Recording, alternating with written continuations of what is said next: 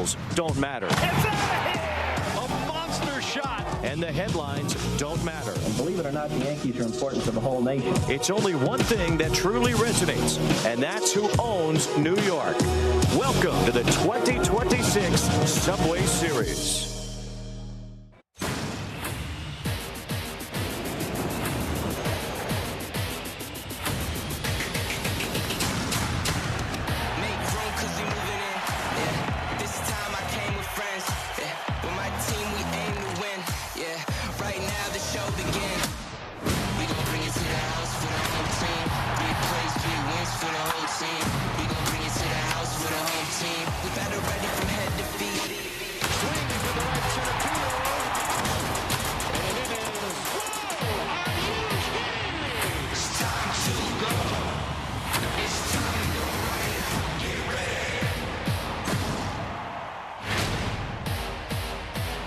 Live from New York, it's the Subway Series and the city's two most recognizable baseball faces. Aaron Judge leading the New York Yankees into Citi Field against Juan Soto and the New York Mets. Citi Field is the scene tonight in Queens for the start of the 2026 Subway Series and Friday Night Baseball on Apple TV, presented by Goodyear. It's always fun when the Yankees and Mets clash here in New York. In the American League East, bit of a bump for the Yankees this week, but still going strong to start the year, 27-17 their record. While the Mets have played better in the month of May, still trying to shake off and make up for a very slow start as they lost 12 in a row in the midst of a tough April.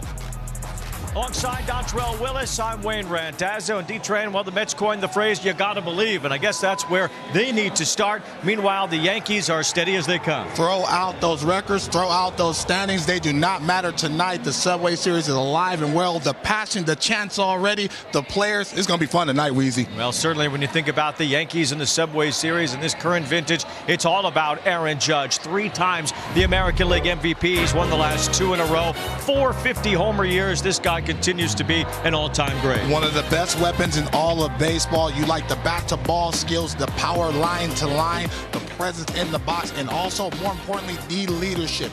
They know when he goes, they go. I love this offense because he is the catalyst. He will factor in tonight's ball game. On pace for another monumental season. Let's see what he's done through 45 games each of the last 5 years, and he's right about where he normally is. You know what? He's going to be on pace for another MVP. When it's all said and done, he'll be in Monument Park, that's for sure. Well, that certainly will be the case for number 99, Aaron Judge. Well, Juan Soto left the Yankees to sign a mega contract with the Mets, the highest paid contract in baseball history. Last year was a rough one for the Mets after a great start to the season. This year, they're hoping that a slow start will lead them to the promised land led by Soto. Well, he's another catalyst. You're looking at 2 of the faces of the game, rightfully so. You see what Juan Soto does. He also has line-to-line power, but he can steal bases. He can impact defensively, and I love that he's a guy that is patient. He is someone that is compared. When you start getting compared in black and white, you are doing some serious damage, Wayne, and I love it. He looks to be getting healthier. They need him to be that catalyst and also that leadership, and you see where the war is. That's why these 2 guys are the faces of the game. Now, side by side, superstars beyond compare. Aaron Judge for the Yankees, Juan Soto for the Mets. And the Subway Series about to get underway in this 3-game set here at Citi Field. Certainly an important series for the Mets to get going. Clay Holmes is their starter tonight. Cam Schlittler, who's been incredible, is on the mound for the Yankees. Heidi Watney will set us up with our pitching matchup coming up in just a moment. Welcome back to Friday Night Baseball on Apple TV, presented by Goodyear. Fans are pouring in on both sides of this rivalry, and they are in for a treat tonight. We have a premier pitching matchup for the first game of the Subway Series. It's Cam Schlittler, who has been one of the best pitchers in all of baseball since his debut last July, against Clay Holmes, who sports a 1.86 ERA coming into this one. Both pitchers are tops on their staff this season. The Yankees could see this coming from Schlittler after his start against his hometown Boston Red Sox in the AL wildcard last October. He went 8 shutout innings there with 12 Ks, and Aaron Boone said, a star is born tonight. He's a special kid. He's not afraid. He expects this. That lack of fear has permeated his stint in the big leagues so far, to the tune of a 2.18 ERA since making his debut. That's second only to reigning NL Cy Young winner Paul Skeens in that span. On the other side is Clay Holmes, who went over from the Yankees to the Crosstown Mets, and he's signed here in part because they were going to give him an opportunity to start, and that's what he wanted. Holmes has found a ton of success in that role, especially this season. He's given up just 2 runs or fewer in all 8 of his starts this year. That's the longest streak by a starter to begin a season in Mets history, besting Johan Santana and Nolan Ryan, so some pretty good company there. Holmes has never faced the Yankees in his career, but you gotta bet he is amped up to face them here tonight in Game 1 of the Subway Series. We've got a good one for you. The 30th edition of the Subway Series kicks off here tonight. Lineups and first pitch right after this quick break. A tale of 2 stadiums and 1 subway system. Baseball is a necessary part of our lifestyle in New York. New York City truly being the baseball capital of the world. Malecki gets his first complete game shutout. I don't know that I've seen Paul O'Neill quite that emotional on a home run during the regular season. Matt Frankel, a 2-run single of Mariano Rivera, and the Mets win it. 44 long years later, the World Series will once again be a Subway Series. You're hearing the Yankee fans telling you better not lose. This is one that matters. The Yankees win the game. Is Clemens out of his mind? What was he thinking? First pitch homer for Derek Jeter. Yankees win. The Yankees win. The Subway Series is special. It's a big thrill for the fans, and I think that rubs off on the players. There's no question about that.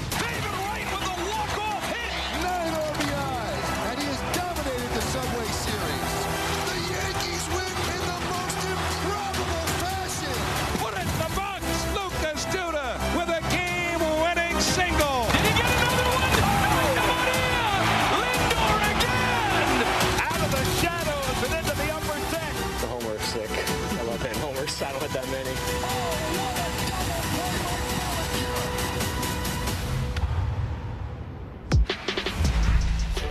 The Yankees and the Mets in the 30th edition of the Subway Series come a long way from Dave Malecki throwing that shutout in the very first Subway Series game in 1997, which of course includes the 2000 World Series mixed in there. Mets have had the Yankees number of late. They've won 16 of the last 25. The Yankees have not won a series here at Citi Field since 2018. And tonight's aerial coverage brought to you by Goodyear, our Goodyear drone cam over an evolving neighborhood here in Flushing, Queens. Beautiful night tonight. I love it. This the scene, this the atmosphere, the energy throughout the stadium right now. Asking both managers, what does this series mean to them? They both smiled and said it's going to be a doozy of a weekend. Well, it's fun at least, and as Aaron Boone says, it kind of breaks up the monotony of a long season. You know, 6 months, things can kind of feel the same, but the Subway Series brings a jolt of energy, certainly to both teams.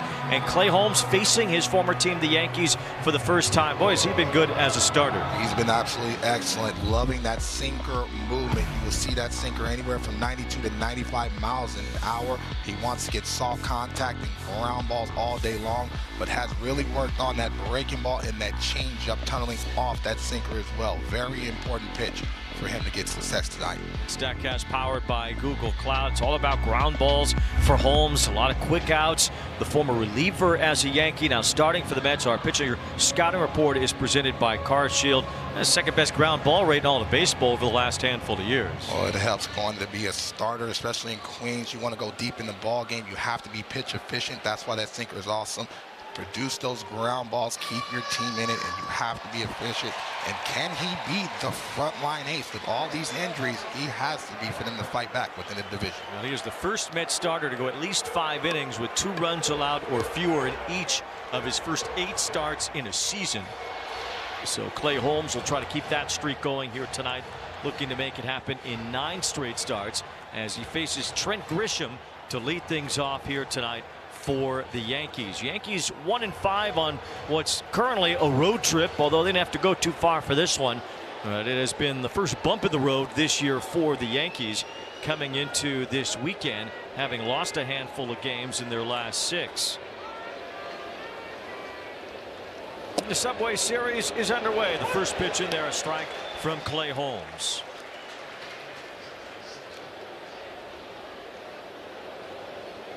Grisham had a career year last year. He slugged 34 home runs, although it was mostly home run or nothing in terms of his extra base hits. He only had 10 other extra base hits all last season, but he sure made them count when he would get a hold of one. Absolutely, and they need him to return to form, hitting 175 in the first 43 games, but 13 of his hits, extra bases. Now Grisham looks at a strike there. Wasn't sure about it. Could have challenged it. Did not. You know, there's so much talk about when to challenge as much as whether or not a challenge will be won or lost. A lot of managers have discussions on when they want to challenge, especially early in the ball game, allowing that manager to keep those challenges, especially late in the ball game, pretty close. Grisham might have felt like it was up. 1 ball, 2 strikes on Trent Grisham. And that breaking ball lands at the top of his own strike 3. Now Grisham wants to challenge, but he's going to lose this one. I love that the hitter and the catcher have discussions after every challenge. Adam Beck's don't play umpire. Actually looking at the ABS challenge here powered by T-Mobile. Grisham might win this one. No, he did not. It is strike 3. It's hard to tell at the very top edge of the zone, but Grisham had a clearer one that he could have won on the previous pitch. On this one, it is strike 3. Also, just don't want to lose your first challenge on the first batter of the ball game. And with that type of life and that type of movement, and you see the grimace right there, like, this might be a tightly contested ball game. You might want to have one of those in the back pocket later on. Well, you don't want to say grimace around here. You know, he helped the Mets get going a couple of years ago. In 2024, when the Mets turned things around in early June, they're hoping for a similar turnaround this year, as they are 18-25, and that's after going 8-4 so far in the month of May. Ben Rice has pulverized the baseball to start the year. 1 ball, 1 strike the count on Rice, who's hit 13 home runs. His average over 300, his OPS close to 1100, and he's hit everything hard to begin the season. It's really a start of things that were in the forward progress for Rice going back to the middle of last year when he started to really do this more consistently, and he's been outstanding to begin this year. Talking to Aaron Boone, he says he's purely just a stud, and you can see him grow up and really develop as a true power threat in that lineup. 3 balls and a strike on Rice. If you ask Aaron Boone, he is not surprised whatsoever about what Ben Rice has turned into as an offensive player. He's playing first base pretty much every day now, though they still work in Paul Goldschmidt against left-handed pitching. As Rice fouls one away, and it's 3-2. Rice does a good job of putting himself in hitter-friendly counts, but you see the movement by Clay Holmes. Even though he falls behind, he can throw that sinker middle, and trust him with late life and movement. Rice was a 12th round pick. It has been a development over time here for Rice, who had a pitch up in the zone there and fouled it back. 3-2. Our Yankee lineup presented by BetMGM. It's Aaron Judge batting in the 3-hole behind Ben Rice. So many left-handed hitting options for Aaron Boone against a right-handed starter. And they can flip it a little bit too. I mentioned Goldschmidt. Ahmed Rosario, the former Met, is on the bench for them. So when there is a lefty on the mound, they don't have to be so left-handed dominant as they are here tonight. Judge and Volpe, the only right-handed hitters in their lineup. Long at bat here for Ben Rice after Grisham struck out. This is the 8th pitch coming up from Holmes. Swing and a miss, strike 3.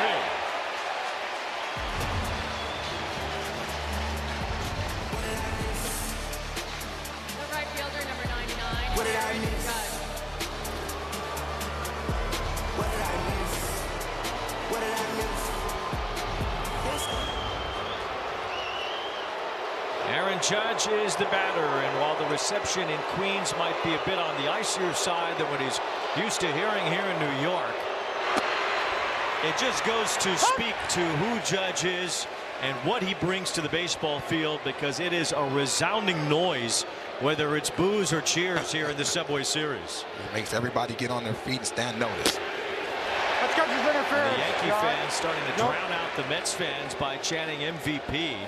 And Aaron Judge certainly will go down in history as that, a 3-time winner of the award. He's going to be awarded first base here.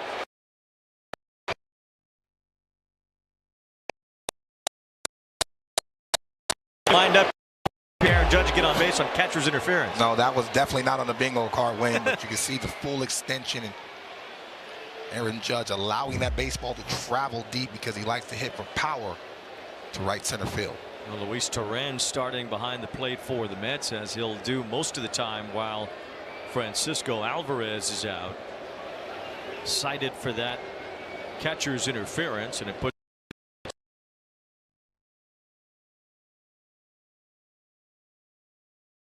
a big fat to go along with it. 5 years, $162 million. Yeah, 2.2 WAR, that's 6th best amongst all position players in the AL, and so he's showing that presence and looks good in a Yankee uniform thus far. That was slugging against them. Has the highest slugging percentage all time against them, and has 16 home runs on top of that.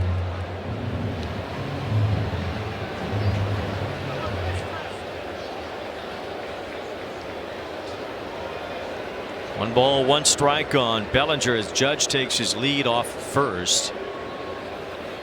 Bellinger pops it up on the infield. This is Bo Bichette near second base, and the shortstop puts it away to end the inning. A clean first for Clay Holmes.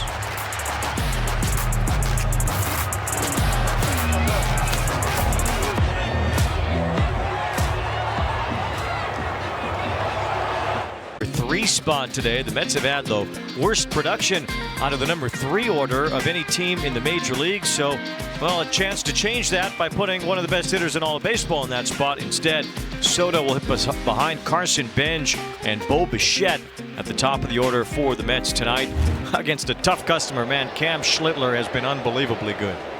Fun to watch the young big man do his fastball anywhere from 96 to 100 miles an hour. And a lot of them, fastballs all around, whether it's the 4-seam, the 2-seam, or the cutter.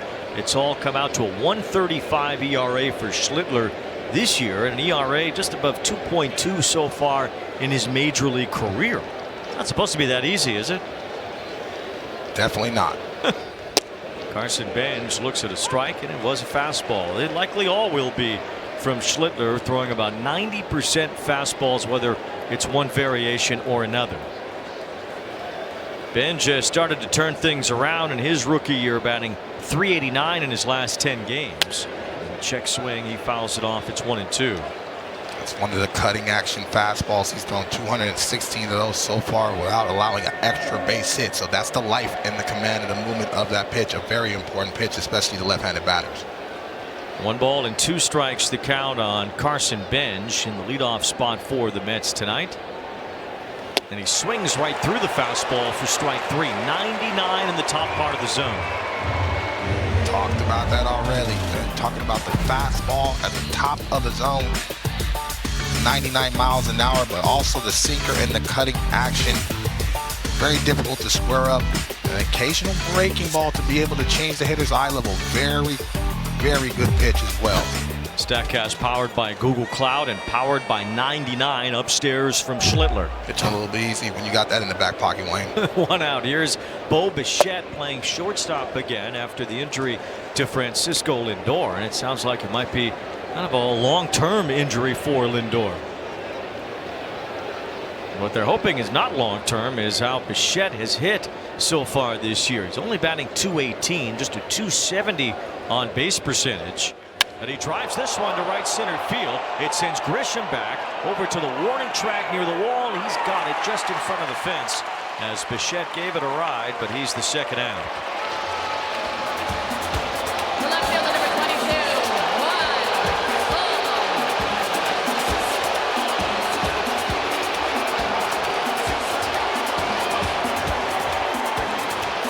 Well, the Yankee fans still might feel a bit perturbed that Juan Soto went to the other borough.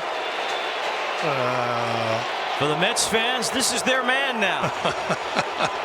Year 2 out of a 15-year contract for Soto, the richest contract in baseball history. It's such a rich contract, you feel like it'd be tough to break. You know what? This is just a New York hello. I'm gotten used to hearing these New York type of hellos, and they don't boo people that aren't important. Even Juan Soto gets a little smile out of that. This is a great atmosphere. Mention number 3 batters for the Mets have not given much production. Just a .506 OPS. It would be historically low if it stays that way.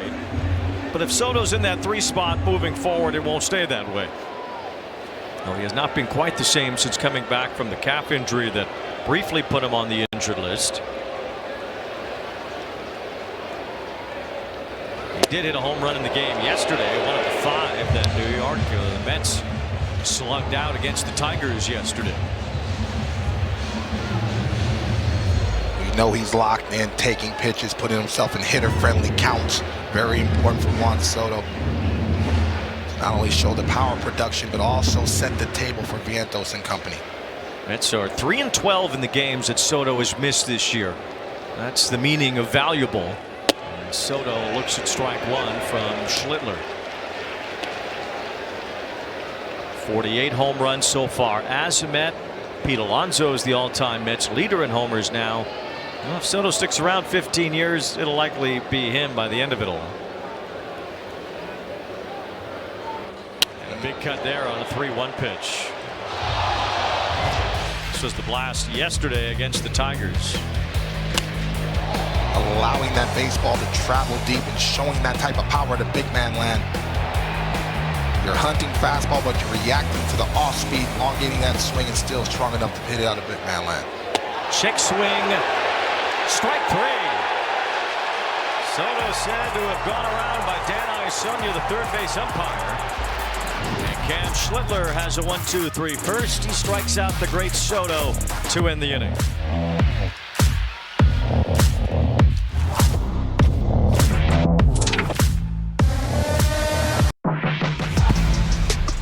Friday Night Baseball on Apple TV is presented by Goodyear. And coincidentally, so is our drone cam, which brings you these shots with the New York City skyline in the back.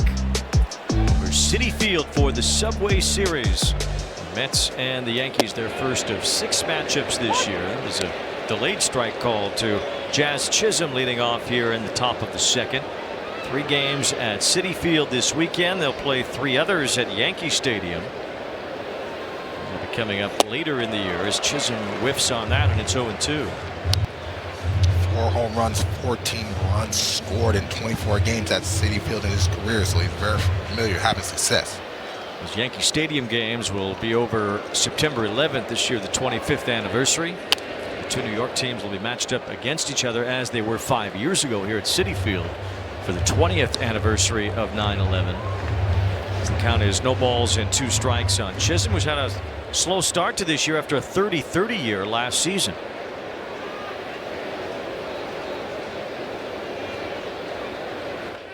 Ground ball up the middle. It backs up Bichette onto the outfield grass. His throw skips past Vientos. Chisholm diving in head first is safe. And the Yankees have their first hit of the game. It's an infield hit for Chisholm. Yeah, a little bit of top spin caused Bichette to really go deep in the hole and try to spin around and make that throw. Jazz Chisholm hustling out of the box, so this was going to be a bang-bang play. Jazz Chisholm getting dirty. I told you it was going to be postseason next, Wayne. Whatever it takes to get on base and really get their offense going, that's what you're going to do. And Chisholm also brings a stolen base element. I mentioned the 30-30 year last season. He had 40 steals a couple of years ago. And Holmes has been tough to steal off of, and you figure with Holmes and Torrens, that's going to shut down most running games. Strike 1 call to Ryan McMahon playing third base. Especially with Torrens behind the plate, 43% caught stealing rate since 2024. That's the best in all of baseball. That's the best by a mile at that. It's 1 ball, 1 strike on McMahon, who's hit the ball hard this year. Still does not have a lot to show for it, hitting 196. He hasn't hit much as a Yankee after being traded from Colorado last July. Held his swing, and it's 2 balls and 1 strike on McMahon. You know, Aaron Judge is going to produce. Ben Rice has been phenomenal. Cody Bellinger has been a presence, but the bottom of their lineup really has to show more consistency, especially to hold off and try to win that division. 2 balls and 1 strike on McMahon. A swing and a miss as Holmes rides that sinker to the bottom part of the zone. Gets so many ground balls with that pitch. Throws it a lot. He's developed some other weapons, though, to get left-handed hitters out as a starter. Very important. I said it in the open about throwing that changeup, tunneling off, and that changeup's anywhere from 86 to 88, but looks just like that sinker at 94 miles an hour, and that's going to be an important pitch, especially try to get the lefties in this Yankee lineup to roll over. Well, certainly his favorite pitch. He's thrown it 16 times already today. As he just misses there with a curve to make it 3-2 on McMahon. Man does strike out a lot, so if the Yankees have any thoughts of running Chisholm here, it'd come with a risk of a strikeout, throw-out, double play. Big lead at first for Chisholm, and Holmes throws over.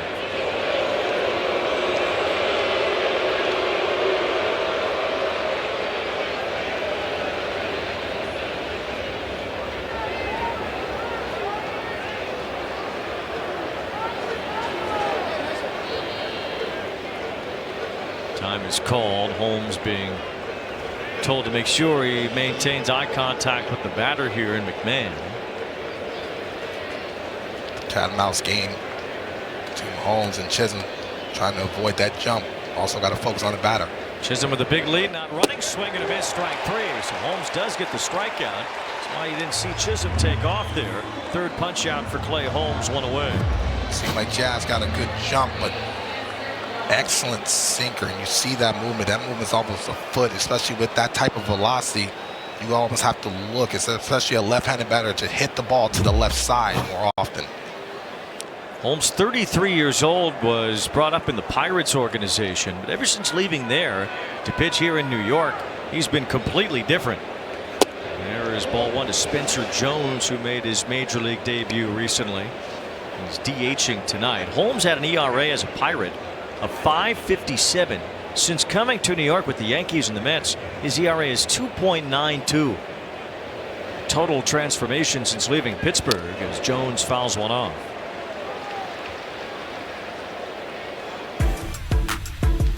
But for me, Wayne, watching him develop even from a reliever to a starter, you can see the other tools, the changeup as well as the breaking ball. When he's in the back of that bullpen, that sinker was his lifeblood, and because he can throw it on both sides of the plate, he really didn't have to show that breaking ball and really that changeup at all. A very high ground ball rate as a Yankee in 2022. He's a closer for a couple of those years. Jones is chopper to first. Vientos with the backhand. Look to second, but he'll get the sure out at first with Holmes covering. It seemed like Vientos didn't trust his grip on a play at second base. Instead, he gets the out on Jones, 2 down. But see, that's the little things that the Mets have to do to continue to play winning baseball. A couple weeks ago, Vientos might try to grip that and try to fire that. Maybe Grisham got in the way of that throwing lane. Maybe he didn't have a good grip, and now you're compounding the problem. Let's just take the out, get 2 outs, and trust our starter. Get us back in the dugout. But playing clean baseball, there's a lot of guys in this lineup that are playing out of position, so when you get it out, you have to take it. So 2 down. Chisholm now at second base, and Anthony Volpe is the batter. Made his season debut the other day, finally back from that shoulder surgery he had in the offseason. He was 0 for 3 on Wednesday against the Orioles, made an error in that game. And he swings and fouls off the first pitch here. It's kind of a different world now that Anthony Volpe has entered. And at the end of last season, he was still the everyday shortstop. Now at the play of Jose Caballero, and Caballero should be back sooner than later. Well, there's no guarantee that Volpe is going to be a starter every day this season. Far from it. No balls and a strike. As Volpe hits a little chopper toward third and foul, it's 0-2. He hit 221 in AAA and made a couple errors, but doesn't matter now. He has a chance to re-audition and really win the likes of Aaron Boone and that front office to say, hey, I'm a talented shortstop. And this guy's had a success in the big leagues. He's won a Gold Glove. He's done everything. And that is a demanding position in this organization. You have to go out there and play clean. And so he has a chance to redeem himself. Well, they like what Caballero has done. As Volpe takes ball one, especially defensively. You know, Volpe's won a Gold Glove, but Caballero has been a good defender at shortstop, in addition to all the elements he brings with his speed on the offensive side. So it'll be interesting to see how Aaron Boone mixes and matches with really 2 shortstops in the mix once Caballero is healthy. It's a foul from Volpe, and it's still 1 ball, 2 strikes. Volpe had his fair share of extra base hits last year. It was just all the hits in between were few and far between, and that average sunk to 212 last season for Anthony Volpe.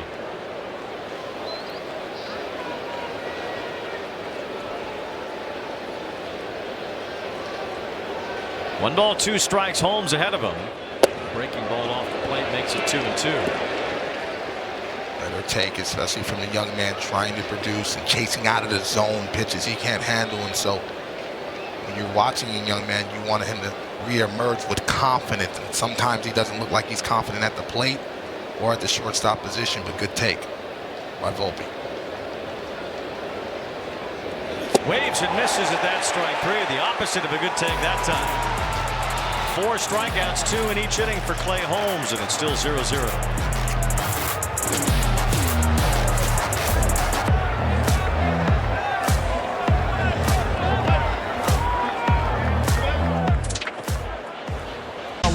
Cam Schlittler leads the American League in ERA through his first 9 starts this season. He also leads the odds.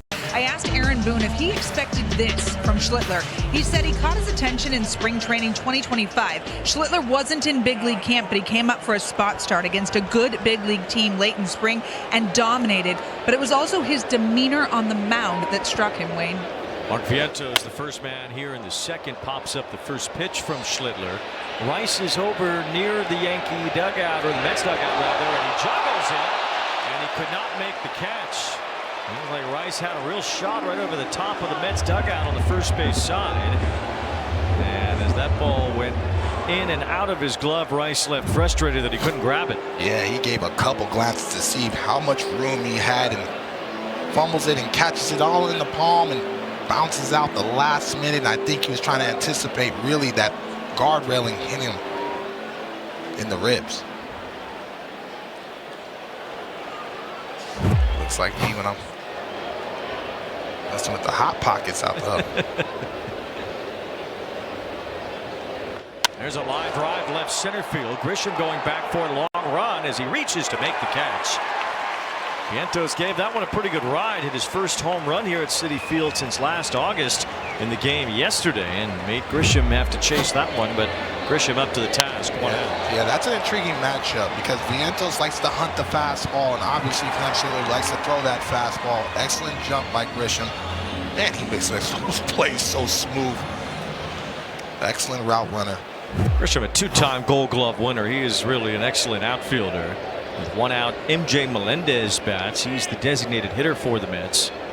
As he takes ball 1 from Schlittler. The Yankees say that Schlittler is really a development success story. They say that he has touched every part of this organization in terms of how he has come along over the last handful of years. Drafted in 2022 out of Northeastern University. He's a Boston guy. Count in there, 1 ball, 1 strike after that one gets in at the bottom of the zone to Melendez. But he was only averaging about 89 miles an hour with his fastball when he was at Tampa in A-ball. And now he's averaging 97. 8-mile-an-hour surge in velocity since those days in the minor leagues. Swing and a miss by Melendez, and it's 1-2. They gave Schlittler a target weight. They said you need to weigh about 221 pounds. That's where we want you to really fulfill what you can do, grow into your body, and have your mechanics kind of match what your body strength is. And he did it. It took him 2.5 years to get to 221, but he did it. Now he's about 225 as he rears back to strike out Melendez. 3rd strikeout for Schlittler, 2 down. That's just a little more Dunkin' Donuts, especially even in the Northeast. But, you know, his arm strength, the arm development, how to eat right, the small muscles, everything you learn to develop a professional athlete. He took the heave, and I hear he's a great young man and loves to work hard and has mound presence and believes in his stuff. He believed in it when he was throwing 89. You're going to believe in it when you're throwing 99. Yeah, it's a good reason to believe in it now. 2 outs. Here's Brett Beatty as he takes ball 1. One of the great rookie postseason pitching performances of all time by Schlittler last year. Although Trey Yesavage also had a great one in the postseason for the Blue Jays last year as well.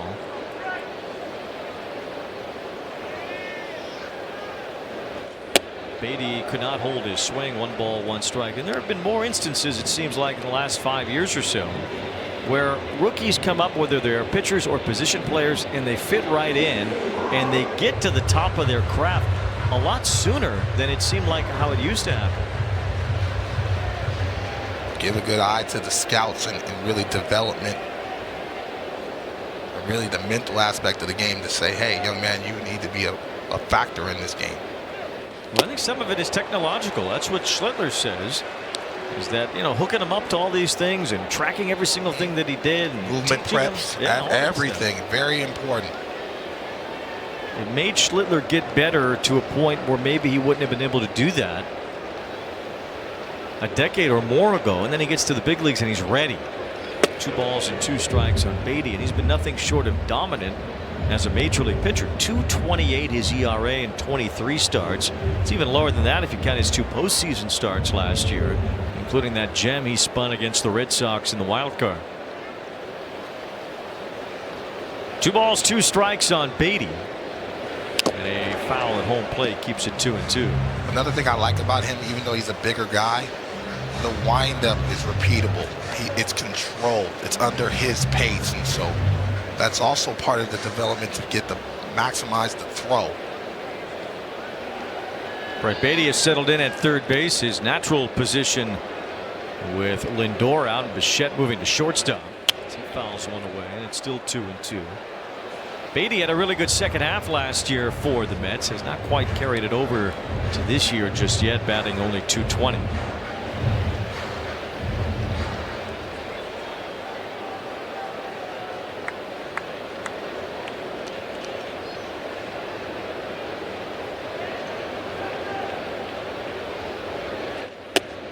Fastball higher than high for Schlittler to make it 3-2. Beatty has turned it up lately. Second half, he had .290 last year. It's been the 8th pitch of this at bat. Beatty stays in there. Schlittler not used to having long at bats against him. He has not even averaged 15 pitches per inning this year. So rare to see an at bat get up into this 8, 9, 10 pitch territory. He's staying on that fastball, whether it be a cutting action or a sinker, but he's just hunting the velocity thus far. Lines this one to shallow right, coming in for a Judge. It's a base hit. The Mets have their first of the game, and it's Brett Beatty with 2 outs here in the second. Excellent job by Beatty, never coming off that pitch. He said, hey, I don't believe he's going to throw that changeup or that breaking ball, so I'm going to stay on that cutting action fastball.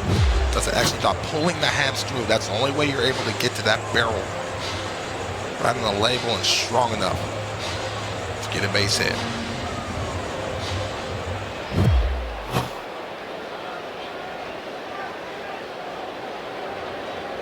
Here is Marcus Semien batting in the number 7 spot, the veteran Gold Glove winning second baseman. As he fouls one off, 0-1. Semien's played every game so far as a Met, and that's no surprise. Semien has been remarkably durable in his career. Last year he missed some time.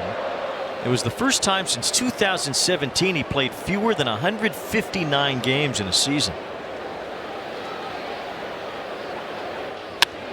Pops this one up toward the right field line. Aaron Judge with a long run. Chisholm as well. Judge over near the screen as it lands off the screen in foul territory. Yeah, that's one area at this ballpark where you're running out of real estate quickly. It looks like it's about 2 paces off the line. And once you get past that sidewall down there or indents, there is almost no foul territory down the left and right field sides here.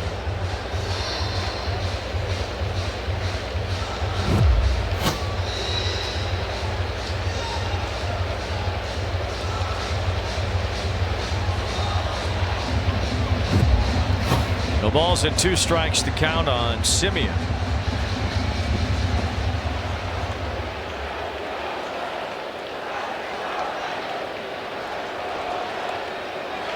Runner going as Semien chops one foul. Excellent jump by Beatty. Tough count to steal on because Semien has to protect. Got a walking lead. Excellent jump, but almost throwing that Bad head out as the cutting action fastball tailing away.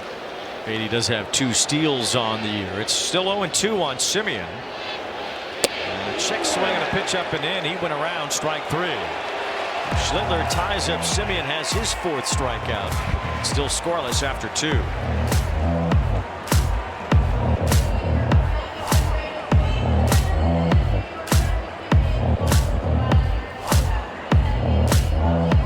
He's there. He makes a catch. Ball game over. World Series over. Yankees win. The Yankees win. The iconic catchphrase of the late John Sterling, who passed away earlier this season. Austin Wells leads off here in the 3rd. Weird to be here for the Subway Series without John Sterling, who had a memorial service this afternoon. Was an all-time great voice, one of the great characters in a baseball broadcast booth that's ever lived. And we saw Susan Waldman here earlier on the Yankees radio side. John and Susan, the legendary combination, calling so many Yankee games together, and it's just odd to just be here with the Mets and Yankees playing and not have John here. The voice, I mean the cadence, the pulse of the team. All those great calls. I mean, there will never be another John Sterling ever again. And there's Susan working with Dave Sims on Yankee radio. She knows she's smiling for the camera. She always knows with the camera. Lovely. 2 balls, 2 strikes on Austin Wells. Almost feel like a patriarch and matriarch of Yankee baseball, John and Susan. John is certainly missed. 2 balls and 2 strikes on Austin Wells. And working on Mets radio all the years with Howie Rose and Chris Majkowski, the Mets producer. Madge used to like kind of guessing what show tune John would reference for a new Yankees home run. You know, whenever the Yankees would get a new player, Madge would kind of bring out the notebook. Here's a drive center field off the bat of Wells. It's Ewing back out near the wall, and he makes the catch as Wells flies out to deep center. But he kind of write a few show tunes down and try to get on John's level, try to match him after John's 36 seasons as the radio play-by-play announcer for the Yankees, called all those consecutive games, and just an out-and-out icon in the Yankee lore. Infectious smile, the storytelling, not only just about the Yankees, but the game of baseball. And those 12 sports Emmys, I think that's a little light. I mean, he can at least have 15 to 20 because of his impact, and not only in Yankee lore, but in baseball. And here's Trent Grisham taking ball 1 from Clay Holmes. And these 2 starting pitchers tonight, I don't know if anyone's going to hit one high, far, or gone here with Schlittler against Holmes, both at the top of their game right now. Like we talked about in the open, you're seeing the fastball command and the life and the movement from both starters, but also now you're going to see Holmes be able to start to mix in that changeup and that breaking ball. Under the backstop from Holmes. And the count 3 balls and no strikes. Mentioned Holmes has gone at least 5 innings in all 8 of his starts, giving up 2 runs or fewer in all of them. Threw a few more pitches than normal against the Diamondbacks his last time, over 100 for the first time this year.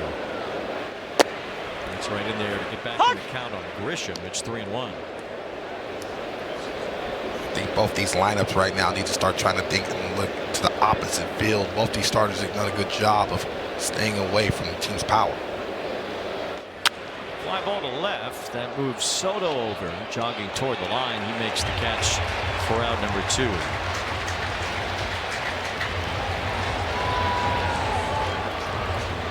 Well, the Ricola weather report. That's all you. You said you wanted to be the weatherman. Have at it. Ricola. Nice little cloudy New York night. Not too windy anymore. A little windy. 63 degrees. It's a perfect little dinner coat night, Wayne. We can go right to dinner after the game, baby. Sounds good to me. You buying, though? What? There's a strike to Ben Rice, who struck out his first time. It'll be the 80s here this weekend, but it's a perfect little spring night for baseball in New York today. 1 ball, 1 strike on Rice. Rice, one of the 4 strikeout victims for Holmes. Rice only 3 hits in his last 25 at bats. Missed a few games because of a hand injury. Aaron Boone says it's not affecting him now. 2 balls and a strike to count. And it's been a remarkable start for Rice. And again, there's nothing really cheap about it. He has just crushed everything that he has hit in the first several weeks of this season. Strike that Rice wants to challenge. And there was a challenge lost by the Yankees in the first inning with Grisham. Now Rice challenging with ABS powered by T-Mobile, and that's a strike. So the Yankees are swiftly out of challenges tonight. Wow. He gave a glance to Torrens and know what I'm doing back here, young man. It's a tough one. No question about that with Torrens behind the plate. Rice has some catching experience himself as he takes ball 3.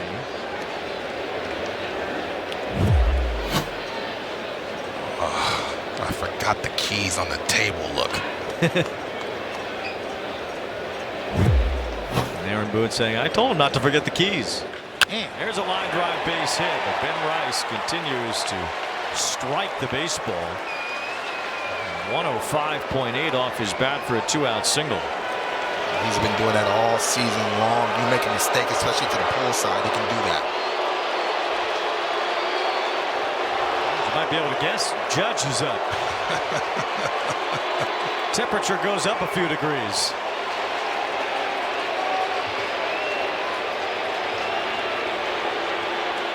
That's the definition of all rise, huh, Wayne? It certainly is. And Judge goes the other way for a base hit. Rice around second base has to hurry back as the throw from Benj comes in behind him, but it's back-to-back singles for Rice and Judge, and the Yankees have 2 on with 2 out. I love that shot right there because that's the banter between the Mets and the Yankee fans, but this is a sinker, middle, and that's right in his wheelhouse. Rice giving a little check to try to challenge that throw from Benj, but Benj has an excellent throwing arm. Brings up Cody Bellinger, who's been a good RBI man to start the year. It's a strike at the top edge of the zone. Bellinger 29 runs batted in, hitting .350 with runners in scoring position.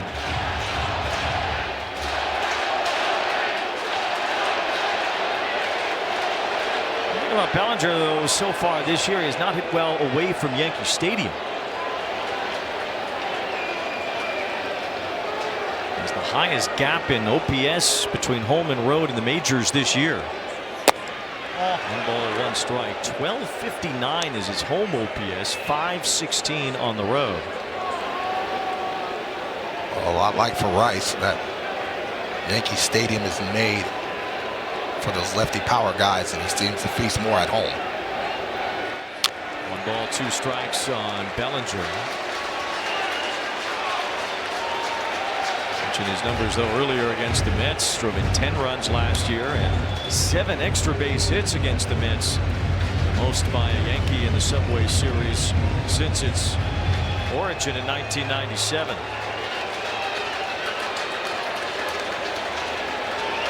One ball, 2 strikes, back-to-back hits, giving the Yankees a 2-out threat. Bellinger stays alive, fouling one off his foot. Tough pitch to stay on, being able to cover that slider down and in, only trying to get him to swing over the top of that. 1-2 count, he has options. All he has to do is to stay out of the middle of the plate with that sinker, but the slider's an option and the changeup falling away. Only Bellinger as well. Sun setting over this spectacular city and Subway Series underway.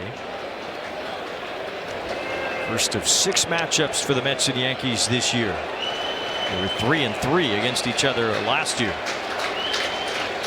1 ball, 2 strikes. Bellinger reaches out and taps one to right. That's a base hit. Ben Rice heads home. Judge goes to third. The Yankees are on the board first, and it's Cody Bellinger with a 2-out RBI double.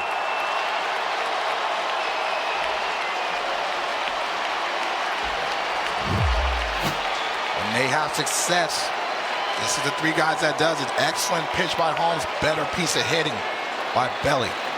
Elongating that swing, recognizing mid-flight that pitch is down and not over-swinging. Just trying to barrel it and put it in play. Being athletic and really making adjustments pitch by pitch. He swung over the top of that breaking ball the first time, slowed down his swing, and got another RBI. Now the big Yankee bats coming through with 2 outs. Ben Rice started the rally singling. Aaron Judge did the same, and now Bellinger shooting a double down the right field side to bring home Rice. And the Yankees up 1-0 here. And the way Cam Schlittler has looked early on and the way he's looked most of this season, you wonder if 1 run might be enough, but certainly from the Mets standpoint, they don't want to give up these other 2, as the Yankees now have 2 in scoring position. Could be a situation that this could feel like the game right here, right now, to be able to stay focused. Let's go over the scouting report. He's had a couple long at bats. Give him a breather and say, hey, focus and get us back in the dugout so we can do some damage. Cody Bellinger with 2 outs and 2 strikes brings home the first run of the game. And now it's Jazz Chisholm with a base hit his first time, as the Yankees take a 1-0 lead here in the 3rd. Ball 1 to Chisholm. Well, the Mets are coming off a sweep of the Tigers. Detroit scored first in all 3 of those games. The Yankees threatening for more here with 2 outs. And Chisholm hits it hard past Vientos into right field. 2 more runs come home. Judge and Bellinger score. Throw to second. It's a double for Chisholm.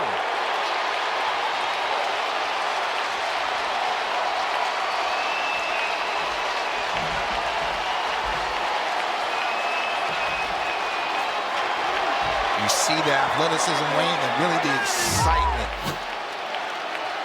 Another sinker, middle.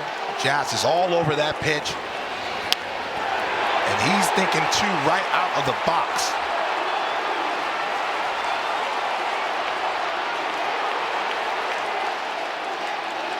It's the 8th double for Jazz. He has 16 RBIs.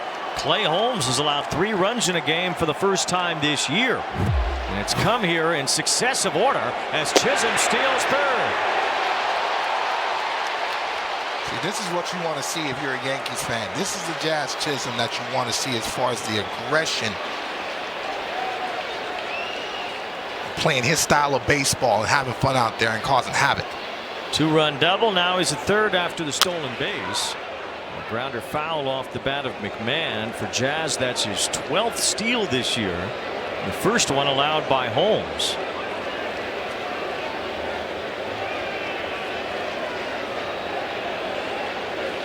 This all was happening after the first 2 men were retired in this inning. 3 runs on 4 hits on 4 straight batters. And Ryan McMahon strikes out to end the inning, but it turns into a big 2-out rally for the Yanks. Ben Rice singled, Cody Bellinger with an RBI double, and Jazz Chisholm brings home 2 as the Yankees take a 3-0 lead at Citi Field.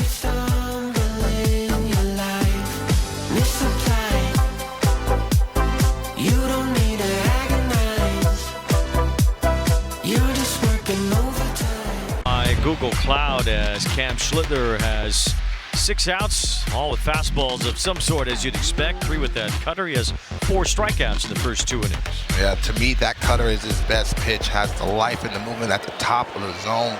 Very difficult pitch to barrel, whether you be left-handed or right-handed. Doesn't matter. Well, A.J. Ewing is a left-handed batter, and he's at the very beginning of his major league career. His first series against the Tigers went very well. Punches one foul. Ewing had his first major league hit, a triple, in his big league debut against the Tigers, and yesterday hit his first major league home run. 21-year-old has brought a lot of poise along with him.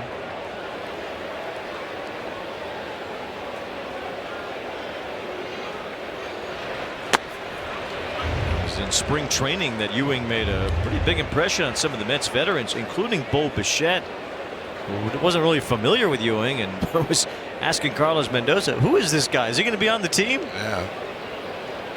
That speaks volumes, being able to be that impactful.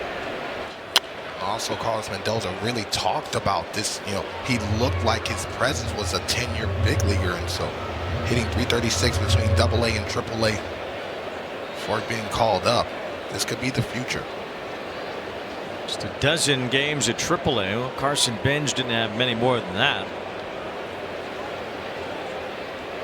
2 balls, 2 strikes. You saw Michael Conforto skip AAA on his way to the major leagues back in 2015 when the Mets kind of needed a jolt back then. In the summer of 2015, Conforto came up. Yoenis Cespedes was traded for. The Mets were finally able to take off and make it all the way to the World Series that year. Here's Ewing with a fly ball to left center field. Grisham moves over along with Bellinger, and it's the left fielder Bellinger for the out, 1 away. Statcast powered by Google Cloud. The home run for Ewing is first in the major leagues. You see that sweet swing? That's a short swing, easy through the baseball. He will have some power, especially middle in. But with the plate recognition and discipline, I can see this young man hitting 20 to 25 home runs for the Metropolitans. Well, they know he's going to spray the ball around and find his way on base. He's a good base stealer, too. So it'll be interesting to see A.J. Ewing blossom here over the next few weeks. Ball 1 to Luis Torrens, batting in the number 9 spot. The Mets radio booth tweeted about Ewing's triple in his major league debut, being the first 3 by Ewing in New York since 1997. Stop it. Respect my man over there. Respect Patrick. That's my guy over there. You respect him. Well, I guess it was 3 and 1 when he got all 4 yesterday. Big man. Don't do that. 1 ball, 1 strike on Luis Torrens. Man, the Knicks got a real chance to win the whole thing this year. And listen, you see how they bounce around here when they win a series. They win it all. Watch out. They are in the Eastern Conference Final, waiting for the Cavs and Pistons to have a result. 1 ball, 2 strikes on Luis Torrens. Look at the bulk of the playing time behind the plate for the Mets, with Francisco Alvarez suffering a knee injury. He needed surgery on his meniscus. It's usually a 2-month process at least. Yeah. Couple key guys in that Mets lineup down for a significant amount of time, and so that's why you're seeing some of the young stars clock speed up and try to be impactful. But I love what Carlos Mendoza talked about. He said next man up, and talked about this experience of learning how to manage and deal with adversity from Aaron Boone. Still 1 ball, 2 strikes on Torrens. Mets injuries have been plentiful, although guys with injury pasts on that list. Lindor almost never misses time, but he's out. Jorge Polanco, Luis Robert, a couple of free agent, or in Robert's case, a trade acquisition. A couple of veterans brought in that aren't available right now.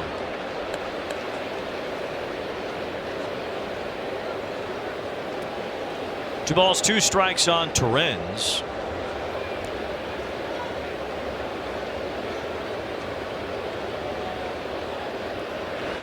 Hit sharply up the middle, might have kicked off of Schlittler. Backhand by Volpe, and his throw in time. That hit the foot of Schlittler and redirected out to Volpe. He made a nice play off the carom. Hopefully,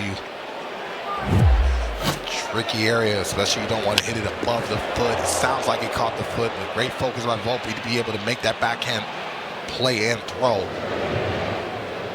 Schlittler got hit in the leg by a comebacker in his last start, which was against the Brewers. He still put up 6 scoreless innings in that game. See, that's old school Volpe right there. This was that play off the bat of William Contreras, kind of similar, except this one hit him a little higher up on that leg. And I think once that play happened, that was the fear of Aaron Boone. That's why he sprinted right out of there. Check him on the big man. Schlittler was okay then, seems okay now. 2 up, 2 down here in the 3rd inning as the rookie Carson Bench will stand in. Schlittler still kind of trying to feel that out. know that he's totally comfortable just yet. Benj has looked more comfortable as a big leaguer of late. Takes ball one from Schlittler. Benj hit his first major league homer on opening day.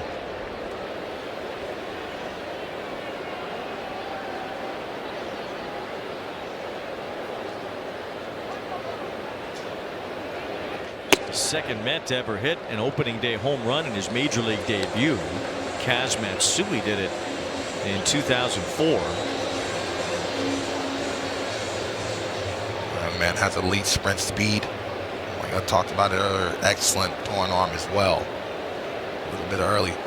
Rookie swag with the chains. I thought you'd like that. I like that. You gotta be yourself out there, especially in the Big Apple. Listening. I can smell a man with money. Well, it must be draft money because he hasn't been any really as a major leaguer yet. He was a first-round pick out of Oklahoma State. 3 balls and a strike to count on Benj. Yankees scored 3 with 2 outs in the top of this inning. 2 out, nobody on here in the bottom half. As Carson Benj looks at strike 2.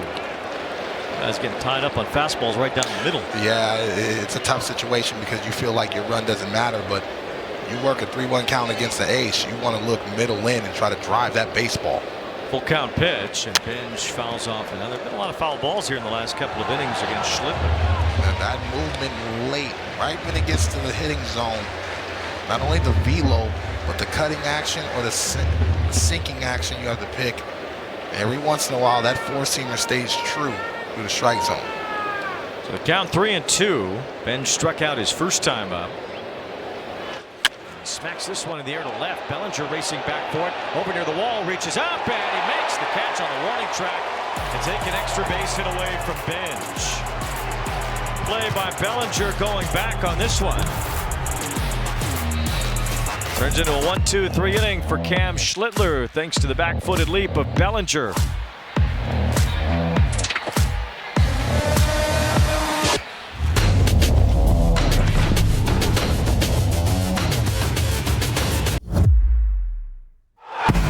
It's time for a Sage manager interview here with Carlos Mendoza. Clay Holmes, second time through the order. They had some pretty good swings off him. What'd you see there? Yeah, you're exactly right. You know, the first time through the order, the sinker, getting ground balls, the way he's mixing pitches. But the second time through, started with Rice, putting together a really good at-bat, followed by Georgie. And then you got to give credit to Bellinger because I thought Clay executed that breaking ball and he just went down there and got it. Just got to keep going here. You were the bench coach for Aaron Boone. What's the biggest thing you learned from him? Staying consistent, caring about people, the personalities, and just stay true to yourself. All right, thanks, Carlos. You got it. Carlos Mendoza said that all really came in handy for him a couple of weeks ago when the Mets were at the height of their losing streak, and there were a lot of calls that Carlos Mendoza might be losing his job. You know, look around the league, and Alex Cora did lose his job as the manager of the Red Sox. Rob Thompson did as the manager of the Phillies. So with the Mets in a similar situation as those two teams, there was some thought that Carlos Mendoza might be next. That hasn't happened. David Stern says it likely won't as Jones hits one off of Holmes, and he'll have an infield hit. So a couple line drives off of pitchers here, and Spencer Jones has his second major league hit. Ooh. You want to talk about exit velo? That ball was hit extremely hard, and so second inning in a row that the manager had to check on the starter because you're hoping that it caught more glove. It did not. It caught any glove. 111 miles an hour. This was a rocket. Top of the foot.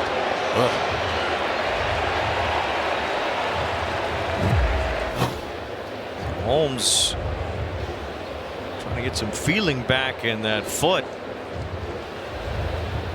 as Jones is on. Back to Carlos Mendoza. He said, you know, there's a lot of times when he was with the Yankees and on Aaron Boone's staff where there were similar calls for Aaron Boone's job, and he said the way that Aaron Boone carried himself during those moments is how he tried to carry himself while the Mets were having a tough time. when you have reverse times in a locker room, you have to look to the coaching staff and the manager. And if he's all over the place emotionally, more often than not, you're going to have dysfunction in that locker room. And that's one thing that's Aaron Boone's strength. He's always going to back his players. He's always going to keep it cool and collective and really keep those conversations individual and small when you have a level of expectation and players aren't playing up to that. And so they were super close, and I believe that's a strength because there's ebb and flows in baseball. Baseball's such a long season. You're going to have some losing streaks. You're going to have some injuries, but if you're consistent every day, more often than not, your captains, your leaders will set that same tone. Holmes is good to go here after Jones singles off his foot, and now it's Volpe who struck out his first time. Oh no, Johnny! Volpe did not go around. 1 ball, no strikes. Carlos Mendoza said a lot of it is just protecting the players, but also making sure the players aren't worried about him either. He said, don't worry about my job. Just go out and do yours. 2 balls and no strikes. Mendoza spent almost 2 decades in the Yankees organization. And the last several of those years coming on Aaron Boone's staff, including being the bench coach for the Yankees. 3 balls and no strikes on Volpe.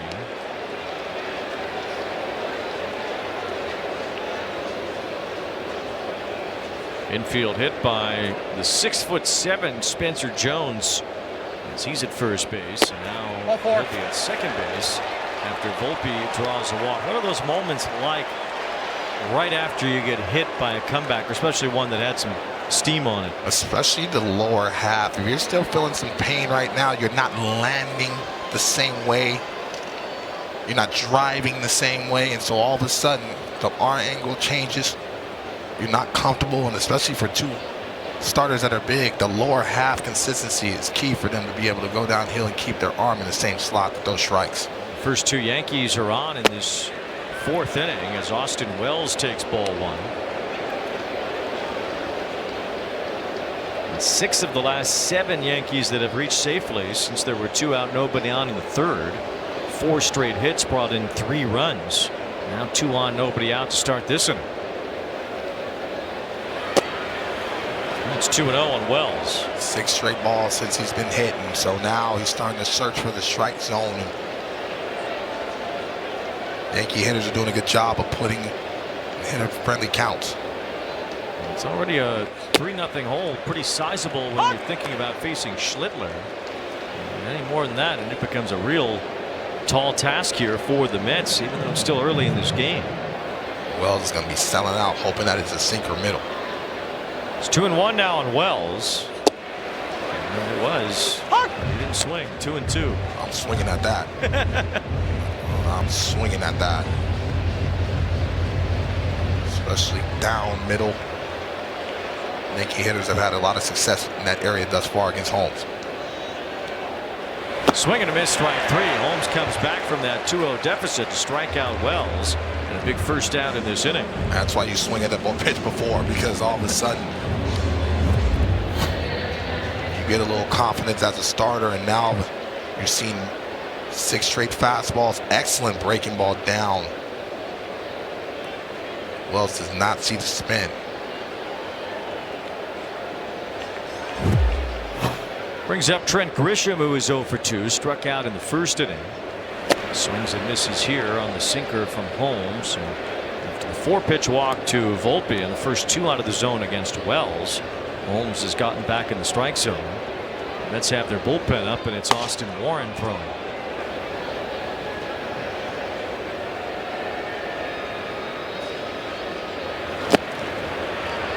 Hung out. Even in the best case scenario for Holmes' foot, well, he's thrown 80 pitches already in this game. Yeah, it's been taxing, especially the Yankee hitters have done a good job of really just working the count.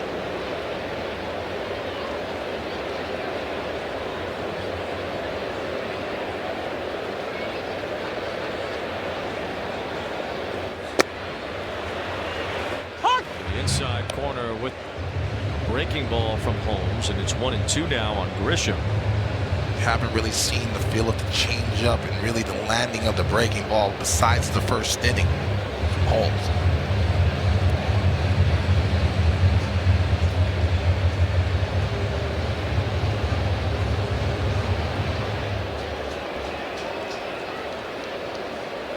Jones at second base, Volpe at first.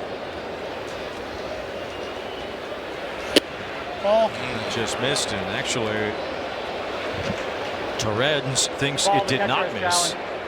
That's challenge powered by T-Mobile, and that's going to be a strike at the top of the zone. So it's strike 3 to Grisham. That's the same pitch that struck him out in the first inning that he lost a challenge on. Torrens is excellent back there. We talked about the throwing metrics, but being able to have strike zone awareness, and as the ABS goes along, you're going to see that that's going to be a real weapon for catchers that are excellent at that. 2 down, and the batter will be Rice. Howie Rose, the legendary Mets radio announcer, really serves as a Mets historian too. Says that Torrens is probably the best backup catcher the Mets have ever had. The Mets are paying him like a starter, really, with a 2-year extension they just gave him. As Rice takes ball 1 from Clay Holmes. I mean, the game calling, the pitch receiving, very important to have depth in that position.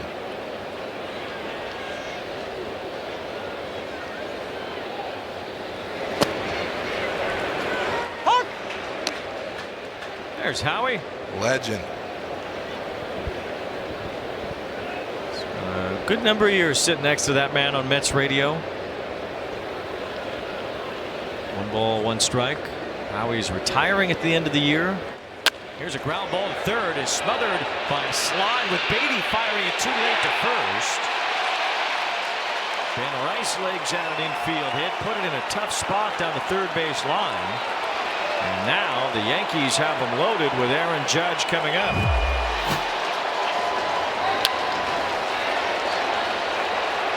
Excellent backhand by Beatty, but Ben Rice hustling out of the box. That swing caused the momentum to be in down first base, and now you're up against it with nowhere to put Aaron Judge. Judge had a base hit and a run scored his last time, reached on catcher's interference in the first, and it's a pop-up to right center field. This will get Holmes out of the inning. Carson Bench is there, and Judge flies out with the bases loaded. The Yankees don't score. They still lead by 3.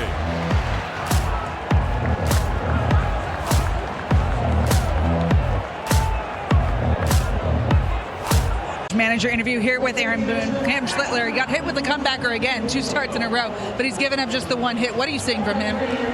3 starts in a row he's got hit. Fortunately, this one got a lot of his shoe, and but good. You know, they put a couple tough at bats on him to, you know, make him throw some pitches in some certain situations, but overall feel like his stuff's real good, and he's for the most part executing. Jazz lost an ABS challenge, Ben Rice in the 3rd. How frustrating as a manager to lose both your challenges by the 3rd inning? Yeah, I mean, you know, the second one we got, you know, a 2-1 count there. Probably got to be a little more certain, but there's going to be games like that. It's going to happen. We don't want our guys to shy away from challenging. So, you know, we'll play baseball now. All right, thanks, Aaron. Yeah. Well, that hat almost came right off the top of his head. Big gulps, huh? All righty. The Yankees lost their challenges right away here tonight. Fly ball to center from Bichette. It's Grisham moving over toward right center to make the catch. 1 pitch, 1 out here in the 4th inning. Pitching decisions presented by Sage. Cam Schlittler keeps right on going. He struck out Juan Soto earlier. Yeah, he's trying to attack him with that fastball up, but battles all the way back 98 middle in, challenges him 98 again, and then that tailing action at 96 gets Juan Soto to chase. You don't see that too often out of the zone. Soto hitting just .267 to start the year. Kind of a slow start last year as well, but he took off at some point. Ended up 3rd in the National League MVP voting. He led the National League in stolen bases last year too. He hasn't run as much so far this year, dealing with some of that calf injury. Fouled a ball off his ankle the other day. Ball's in a strike on Soto, batting with 1 out here in the 4th. And that's a called strike, and it's only 2. Little interaction between the two legends already. How you feeling? You miss me yet? Love to see that banter. Two superstars going toe to toe. Guessing Judge does miss Soto, and Soto might be missing Judge even more. There's not much protection in this lineup for Soto right now. 1 ball and 2 strikes the count. Soto with 43 home runs last year, a career high. Had Pete Alonso hitting behind him last season. Well, Alonso's in Baltimore now, and this lineup trying to fill in behind Soto, who strikes out with a high fastball. And I hope he's okay after he kind of twisted around at the end of that swing.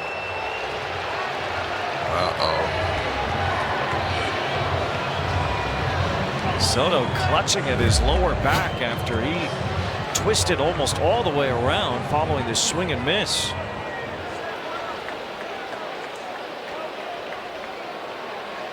Definitely something to watch for.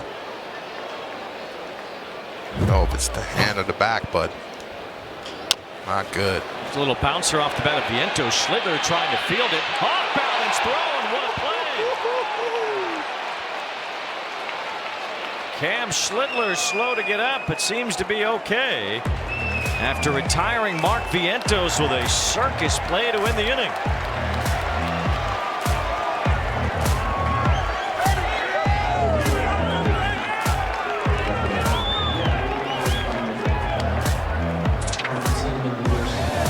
Balance falling down and making that throw perfectly to retire Vientos. Excellent play. All his momentum's going to the third base side. The only play he had was the barehanded. A little bit of down goes Frazier at the end from the big man, but PFP is very important. He falls to the first base side, has to redirect himself, and nice little sidearm throw across the diamond. He started falling down. It felt like he had no chance to make that throw as accurately as he did. Pitchers are athletes too. As you can see, that's a tough play, and you know, usually the infielders will tell you to eat it, as far as like don't try to make that throw and compound the problem, but at the same time you don't want him to be in the front of a position to fall and hurt himself. Well, the good news for the Mets here is that Juan Soto did take his position in left field to start this 5th inning after he got twisted around on a swing and a miss during his at bat in the 4th inning. Soto jogged back out and seems okay. We'll see if there's any residue after that awkward swing when he takes his next at bat. It's Cody Bellinger leading off here in the 5th. Clay Holmes still out there. 1 ball, 2 strikes. And the Mets bullpen is active with a high pitch count here for Holmes. He's allowed 3 runs in a game for the first time this year. Swing and a miss by Bellinger. Strike 3. This is Soto's swing to end his at bat in the 4th inning. Trying to get on top of that cutter. Overextended himself. It felt like. What concerned us is that walk away and that little grimace of looking at his hand and really his back, and he can't have any more losses to this ball club. All the injuries we talked about early in the ball game, he has to be able to continue to be that presence in the 3-hole. Meanwhile, Clay Holmes has a new season high in strikeouts. He has fanned 8 tonight. As Bellinger is down on strikes to start this inning. It's been a good night so far for Jazz Chisholm, with a base hit in the 2nd inning and a 2-run double in the 3rd. Seeing the athleticism from Jazz Chisholm, the speed and really the power, and he's right. You elongate that lineup. Somebody at the bottom of that lineup really has to emerge, and I feel like he can be the individual to do that. 2 balls and 1 strike the count. That's ball 3. Well, Chisholm certainly has the track record to do so.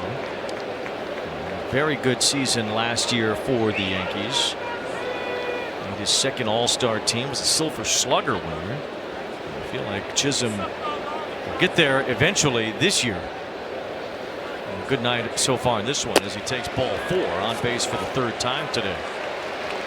Adobe standout scores. The back-to-back doubles giving the Yankees the lead in the third. Yeah, Belly being able to elongate that swing, shorten the swing, and then Jazz Chisholm, runners in scoring position, showing the power. Aaron Boone talked about it. He says, runners in scoring position, we have not been great over the last week. That's why we struggled offensively. But if you get contributions from guys like Chisholm, Grisham, really step up. Watch out. That's it for Clay Holmes, his shortest outing of the season. First time he doesn't make it through 5 as he gets lifted here in the 5th.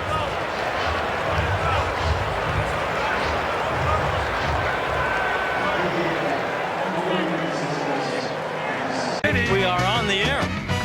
A city block. Well, it's supposed to be a city block. I don't know if that's a whole city block, but it's a big screen showing Friday Night Baseball on Apple TV right in the middle of Times Square tonight. The Mets and the Yankees on the center screen underneath the Marriott marquee. They came to see you, I think. Mama, I made it. That's it. Can't make it any bigger than that.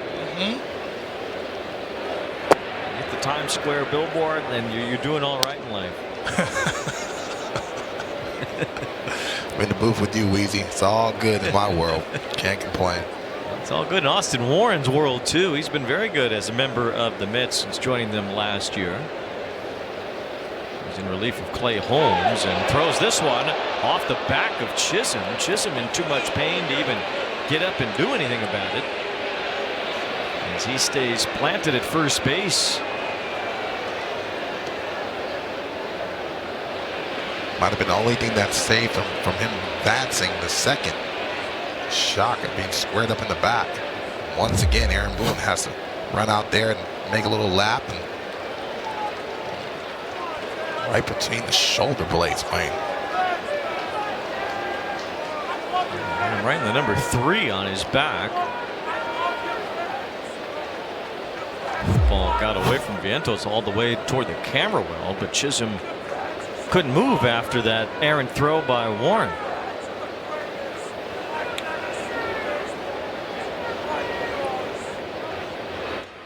Ground ball to first. Vientos on the back, fires it to second. Chisholm safe. Needed to be a tag play after Vientos got the out at first. So Chisholm is able to advance 2 down in the inning.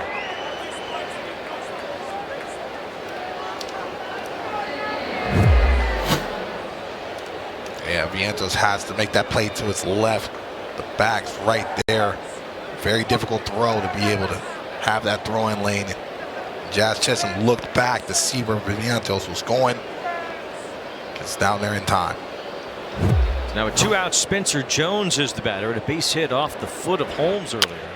Takes a healthy swing, that's for sure. Jones 6'7". He has struck out a lot as a minor leaguer, but when he does make contact, the ball's certainly going to fly. The Yankees, the first team in Major League history to have 2 position players standing 6'7" or taller. There's the other one. Yeah, they might have to change that airplane for bigger seats. Need the NBA plane. Yeah, right. Everybody get lay down seats for that one. 1 ball, 1 strike on Jones. From Southern California, was drafted by the Angels out of high school. Then he went to Vanderbilt, became a first-round pick for the Yankees. Chisholm has to get back to second base. Jones has surprisingly stolen a lot of bases in the minor leagues. He had 35 homers last year, but he also had 29 steals. Big man, but shows a lot of athleticism. He drives this one to right center field. That's a base hit. Chisholm hits for the plate. Spencer Jones has his second big league RBI.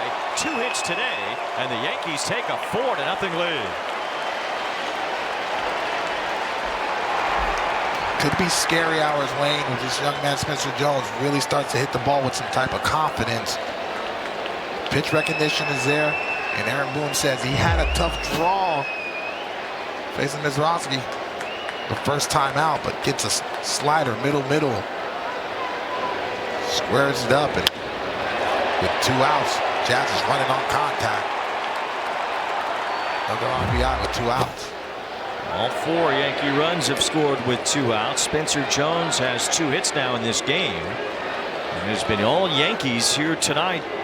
And the start of the Subway Series, 4 runs, 8 hits. The Mets have only managed 1 hit, no runs against Schlittler. And it's 2-0 now on Volpe. Clay Holmes has his book closed with 4 runs allowed in 4 1/3 innings. He did have 8 strikeouts, a new season high. His ERA climbs above 2. It was 1.86 going in. He had both starters with sub-2 ERAs. And now Holmes at 2.39 with 4 runs surrendered tonight.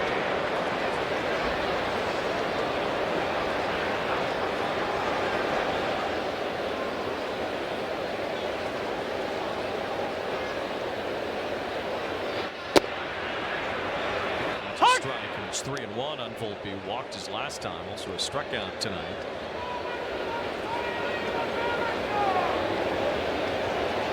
He's going to look to be very aggressive, especially middle end.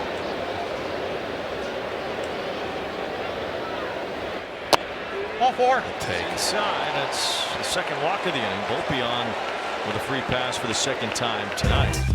Score big on Authentic Gear. MLBshop.com. Official jerseys and memorabilia. Hats and hoodies. We've got the season coverage. Scan the QR code or visit MLBshop.com, the official source for your favorite team gear. Carlos Beltran headed to the Hall of Fame as a Met this year. There's Soto in both Yankee and Met colors. Of course, Darryl Strawberry did it on both sides of town as well, who had been the previous Mets all-time leader in homers until Pete Alonso surpassed him last year. There's a little roller along the first base line that is picked up in foul ground by Torrens. So many great players playing for both these historic organizations and really factoring for these organizations, but Straw, one of the great legends in baseball. All the retired numbers, including Strawberry's number 18, 24 for Willie Mays. 16. And that's Dr. K. There's guy. 41 for the franchise. Gil Hodges, number 14. And Casey Stengel, who was the original Mets manager, certainly had his hand on some of the Yankees' glory days of years past. Number 37 among the retired numbers here for the Mets. They've retired a whole bunch in the last handful of years. Keith Hernandez got his number 17 retired as well. Number 5 for my guy David Wright. I'm shocked I wasn't in his speech. It's one of the many doubles and home runs he's hit off me at Old Shea Stadium. I hope you took that up with him on the golf course. I got his money in my pocket. 1 ball, 1 strike on Austin Wells. Breaking ball ends from Warren. It's 1-2.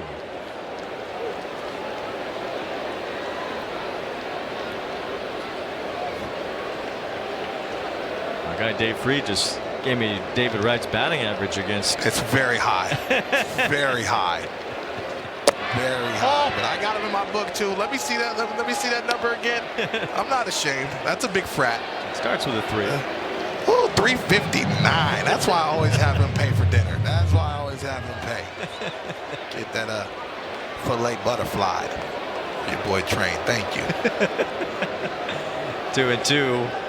As Wells goes down looking to end the inning. Another 2-out run for the Yankees. The big man Spencer Jones drives it in. It's 4-0 Yanks.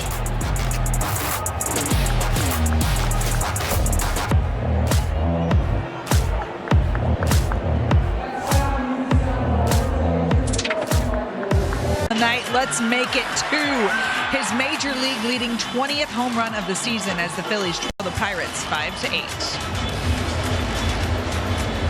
At 20 homers already. Darryl Strawberry would be impressed with that. There's Straw, who's kind of staying neutral tonight, even though his 18 is retired here. He's wearing a Knicks hat, not picking a side baseball-wise. Smart man. Yeah, but he's a legend anywhere he goes. I still remember the video that he hit that ball at Old Shea, that monster scoreboard 3 ways up. The bat speed, the swagger, one of the best to ever do it. Well, the Mets will celebrate 40th anniversary of their last championship year this summer, 1986. And Darryl Strawberry was the centerpiece of that lineup. A big home run in Game 7 of the '86 World Series. And about a decade later, was on a World Series team for the Yankees as well. There's a great video of the Yankees playing a home game here at Shea Stadium when they had some structural damage at Yankee Stadium, so they moved part of their series against the Angels here to Shea. Darryl had already been the all-time home run leader in Mets history and in Shea Stadium history. So in a home game here at Shea Stadium, Darryl Strawberry hit a home run as a Yankee. And they kind of raised the apple about halfway up, and then they put it down right before you could see the Mets logo. They put it back down. I love that. Darryl, part of that '86 championship, 2009, the last Yankee championship. It's been a minute. It's been a minute. This is a region that's used to championships, so it's been a minute. 6 strikeouts for Schlittler tonight. It's Brett Beatty who has the only hit so far for the Mets. In fact, he's their only base runner.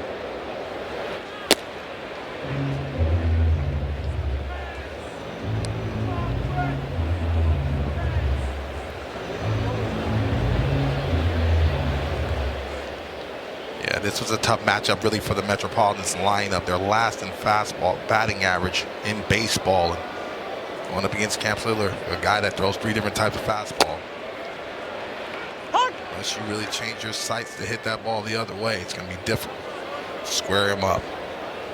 Well, hardly anyone has so far this season. Schlittler has been outstanding for the Yankees. Really last season too, but he really took it to another level toward the end of last season when he developed that cutter. And it was at the behest of Garrett Cole, who said, hey, how about you throw that pitch a little harder and more at the top of the zone. And Schlittler found that to be a pretty good idea. Put it into a game almost immediately, and the dividends were paid off in an incredible way, including in that playoff game against the Red Sox in which he struck out 12. If you're a right-handed pitcher and you already have velocity and arm side run, a lot of times when the hitter sees that ball away from them, if you're a left-handed batter, you give up on it, and all of a sudden the cutting action, it just opens up a different world, especially at the top of the zone. He's only given up 2 earned runs in his last 6 starts, including tonight. Beatty has taken him to a full count. Beatty did a good job of really driving up his pitch count last at bat. The second time around, all of a sudden you start to see him land that breaking ball to put another component in the hitter's mind. Check swing, that would have been ball 4. Instead, Beatty went around for strike 3. 7 strikeouts for Schlittler. This was that game against the Red Sox. 8 innings, 12 strikeouts, no walks. Just an incredible postseason performance, really an all-timer. Overpowered, overmatched. The mound presence was there, the command. Just like that Beatty strikeout, a lot of those strikeouts were the fastballs running out of the zone. It was the most strikeouts in a postseason game for a pitcher going 8 innings with no walks and no runs allowed. The 4th most strikeouts by a rookie pitcher in a postseason game. Though Levon Hernandez, your guy, still has the record. He saw that strike zone back in the day too. Marcus Semien stands in here. What we're seeing tonight has become kind of a typical Schlittler start.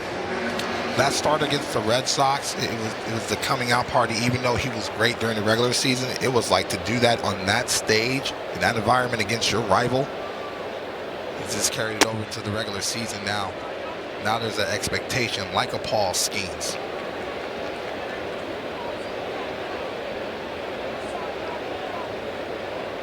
Skeens has really been the only pitcher better than Schlittler going back to the middle of last year when Schlittler debuted last July. 3 balls and 1 strike on Semien. Schlittler has not walked anybody today. Only Brett Beatty with a 2-out single in the 2nd has gotten on base.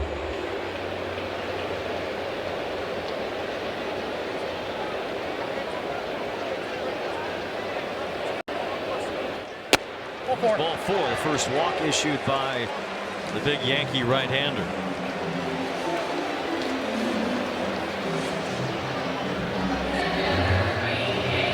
That'll bring A.J. Ewing to the plate. Ewing getting another start in center field for the Mets tonight. Flied out to left his first time.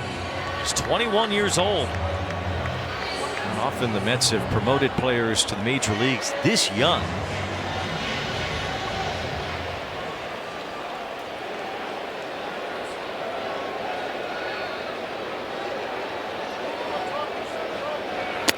Showed you Darryl Strawberry and talked about the '86 Mets. Well, there's folks around the Mets who say that Ewing reminds them a lot of Lenny Dykstra.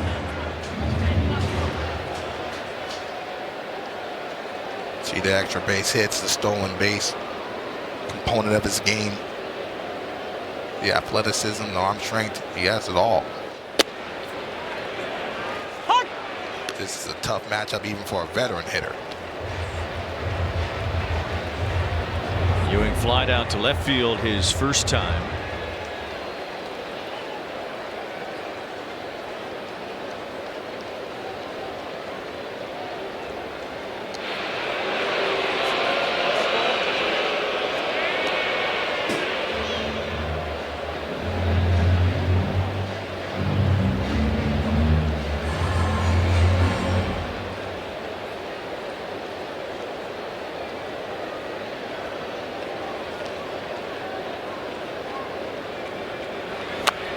Check swing foul, and it's still 0-2. Ewing was drafted out of high school from Ohio. A big year in the minor leagues last year, which included 70 stolen bases.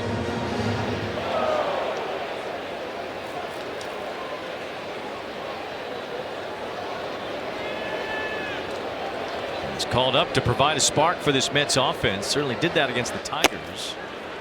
Here's another spark now here tonight with Schlittler not giving up much so far.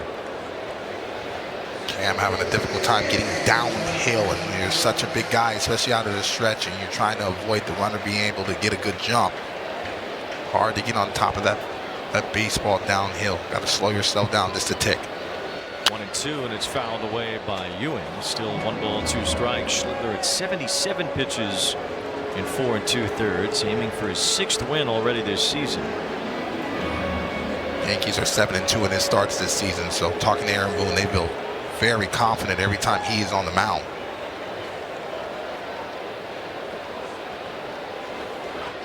That's in there, strike 3. It's another punch out for Schlittler, 3 in the inning, and he has 8 so far in 5 scoreless frames here at Citi Field.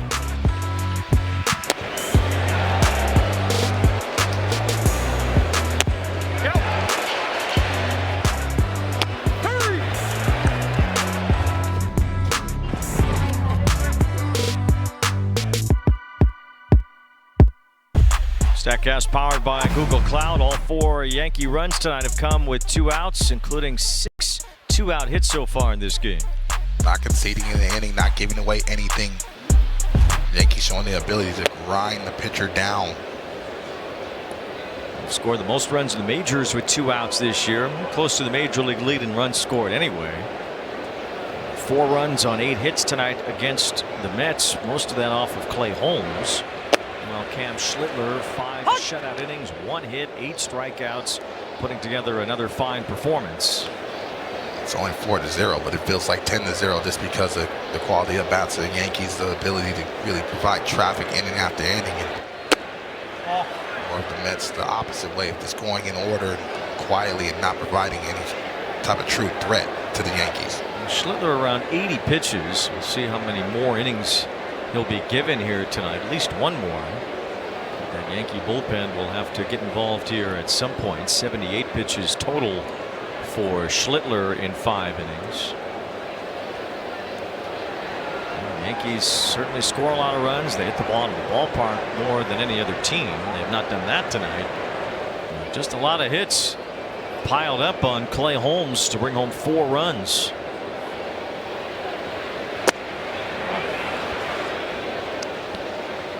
Three balls and a strike, the count on Grisham. He's 0 for 3 today.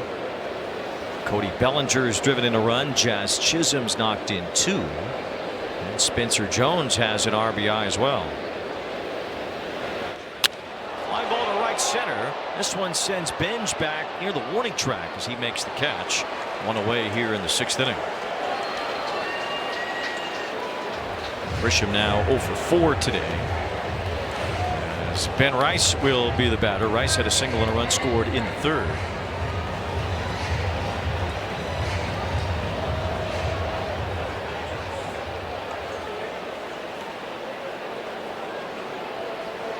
Turned into a lovely night for baseball here in New York. A big crowd at Citi Field. 1 to Ben Rice. Should be right around a capacity crowd here tonight. Crowd showed up early. Chant battle was going back and forth right in our open. 2 balls, no strikes on Rice. Folks wearing orange and blue tonight have not had much to cheer about. The Mets in their black jerseys. Presumably they'll wear their Citi Connect tomorrow. They usually wear them on Saturdays.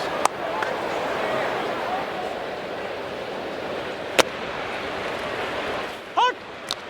2 balls and 1 strike, the count. What's the jawing like as far as this fandom in that stadium right now? Even though the score is what it is, but like I said, the records are thrown out. One side wants to continue to spoil, the other side wants to continue to do a thumbs up, do a thumbs up. Put the nail in their coffin of their season if they can. It's the fun. House divided. 3-1 the count on Rice. Aaron Judge is on deck. A swing and a miss makes it 3-2.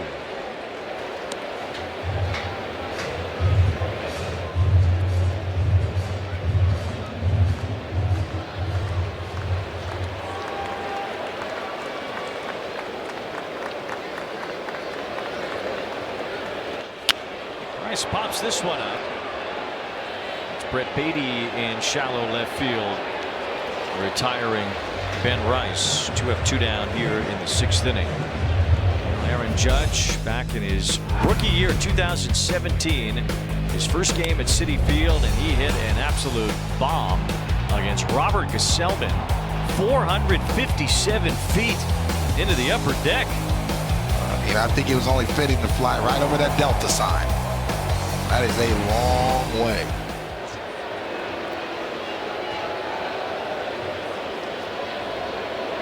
Some long home runs hit by some of the folks on both sides here tonight. Remember Juan Soto hit one up onto the concourse in the Coca-Cola corner in right field here when he was with the Washington Nationals a number of years ago.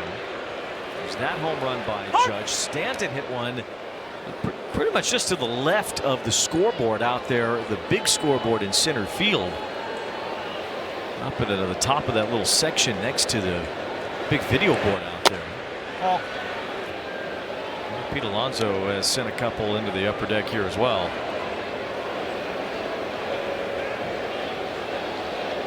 Mark Reynolds, who was with the Yankees for a little bit, has officially the longest home run here at Citi Field.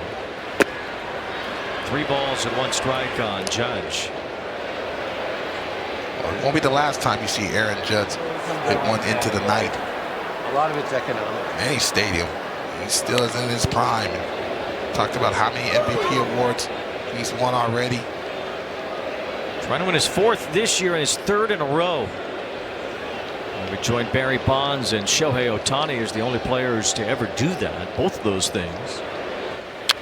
8 on that one. 3 balls and 2 strikes. Shohei won his 4th MVP last year. Barry Bonds won 7. Not too many individuals in all sports have won that many MVPs. Continue to play at a high level.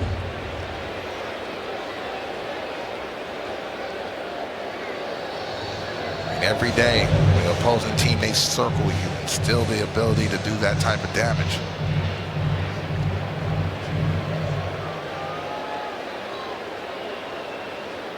It's 3-2 on Judge. Pops this one up, foul and out of play. Judge has 16 home runs already this year. Showed you earlier on pace for 59.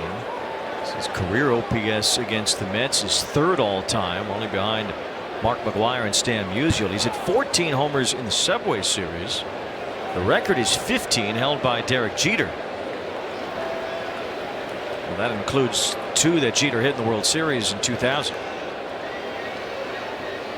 So full count here on Judge. Swing and a miss, strike 3. Warren tied him up inside and works a 1-2-3-6.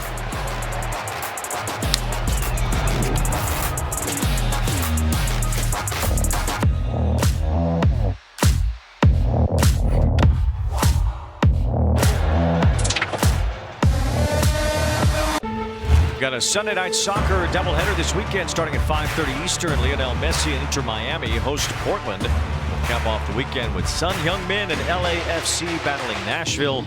All coverage exclusively on Apple TV. The Yankees with a 4-0 lead against the Mets in the start of the Subway Series.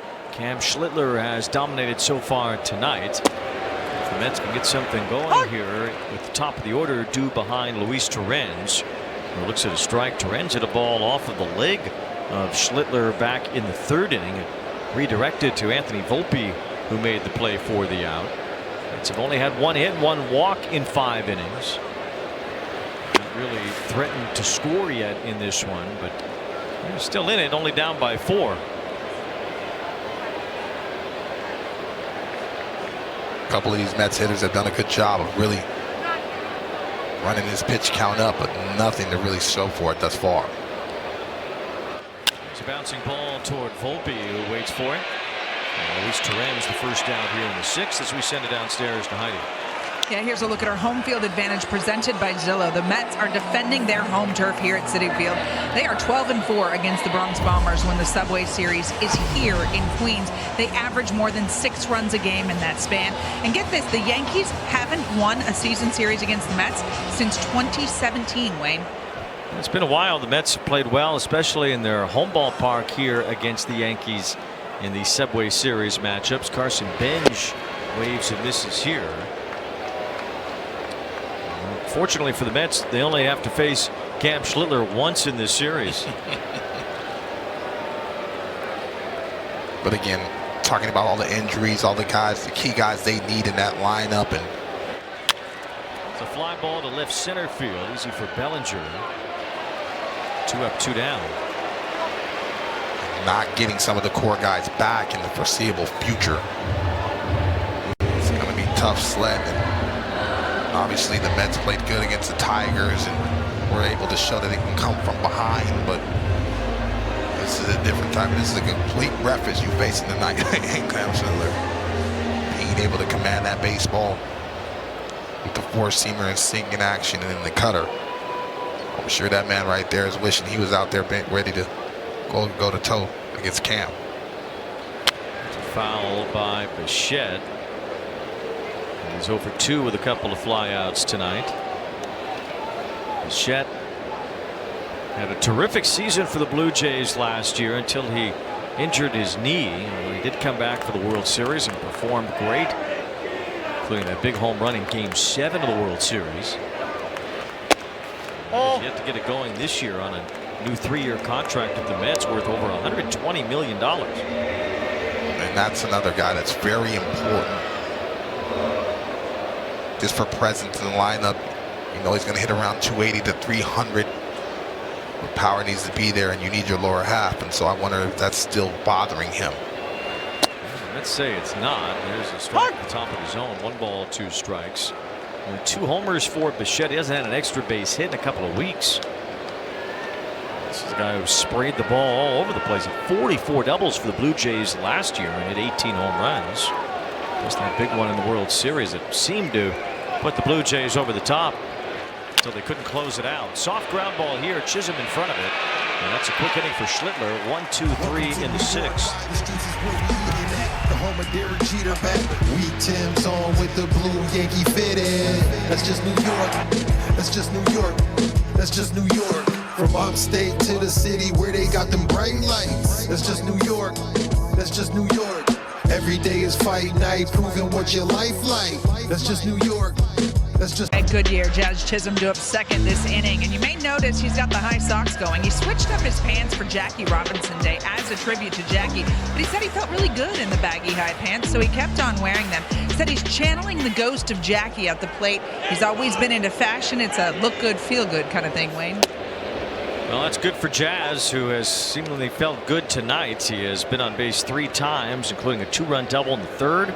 He walked and scored in the 5th inning. The Yankees have a 4-0 lead behind a lot of effort from Chisholm and an incredible job by Cam Schlittler once again.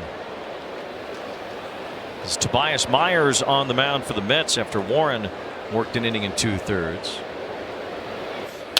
Just see Myers all the way to the end here, depending on how things go from the Mets offensively.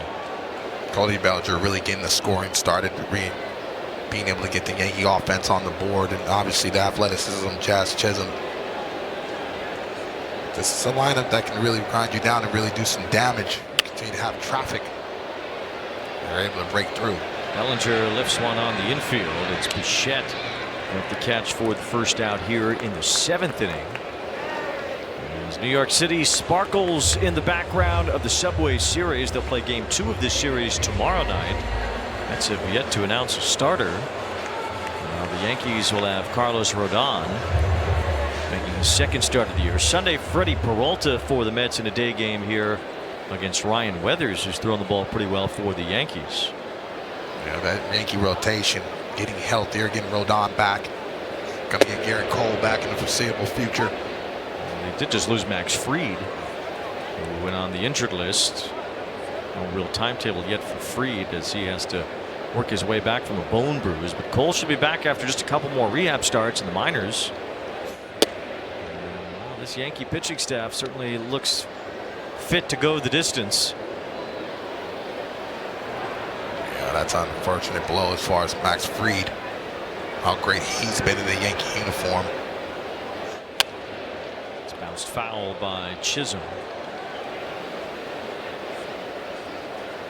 When you're able to have the ability and the depth to throw quality, it takes a ton of pressure off that offense on a daily basis.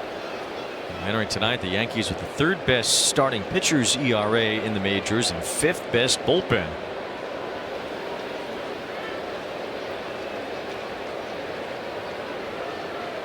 One ball, 2 strikes, the count on Chisholm, who's been on base 3 times in this one. Big hit his 2-out 2-run double in the 3rd as he pops this one up along the infield. It's Beatty and Torrens after it, and Torrens makes the catch right near the screen. Chisholm fouls out. 2 up, 2 down here in the 7th. Let's all play ball. Don't miss Play Ball Weekend. It's coming up June 5th through the 7th. Encouraging youth everywhere to get out and play. You can visit playball.org to register for a free event near you today. David Cone had a vastly underrated career. He had a lot of accomplishments. Was great for the Mets in the 80s and early 90s. A perfect game as a Yankee. Kind of gets overlooked in my opinion, but how good he really was. Here's a fly ball to left field. Coming in for it is Juan Soto, and it's a quick inning out of the bullpen for Tobias Myers.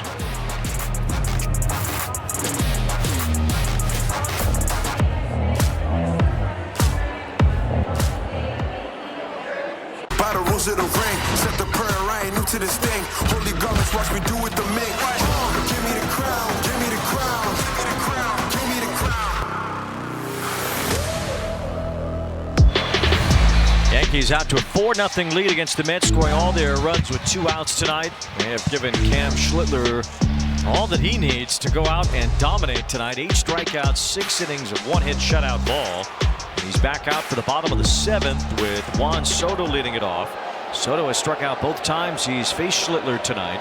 And that first pitch hits the inside corner for strike 1. The last time we saw Soto swing, he kind of overextended his back a little bit and was clutching at it going back into the dugout. We have not seen him take a swing since then. No balls and 1 strike on Soto here. And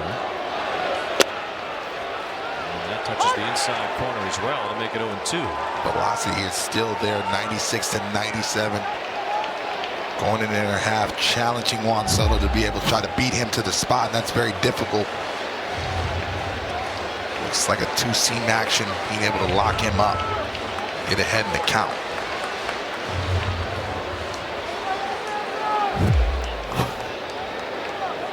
Soto, then Vientos and Melendez due up here in the 7th. Soto with a fly ball to left center field. That sends Grisham back. Still going out near the wall, and it's gone. That ball carried right out. It's Juan Soto's 250th career home run. He's already halfway to 500.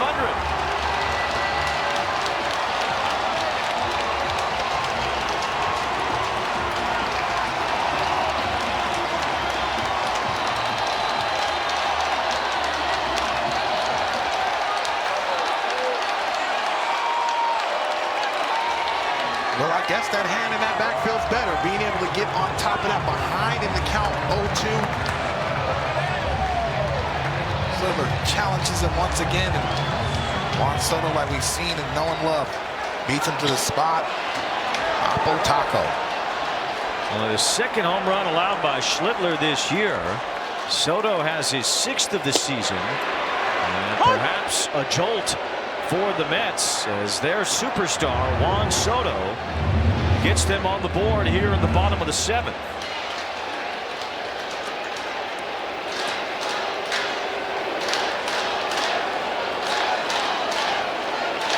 .250 home runs now for Soto. He is 27 years old. Swing and a miss by Vientos. It's 0-2. So now it's 4-1. Schlittler over 90 pitches, so you figure this will be his last inning. The Mets will try to gear up for the late innings here to try to storm back against their Subway Series rival. 1 ball, 2 strikes the count. Well, this inning ain't over yet. Hopefully, if you're the Mets, you can get on some traffic. It's been tough sledding up until that home run, and Juan Soto does that time and time again. There's a ground ball that either kicks off of Schlittler or the mound. Chisholm there with a wide throw. And they rule the runner Vientos out at first as Rice was able to hold the bag. See if the Mets want to challenge that.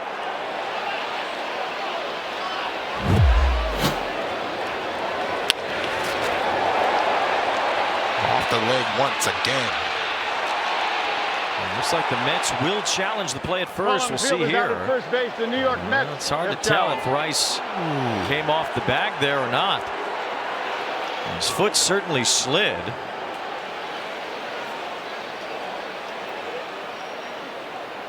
Replay review powered by Zoom. It looks to me like this will be tough to overturn. Yeah, it looks like a little bit of drag as the throw's entering the pocket of the glove.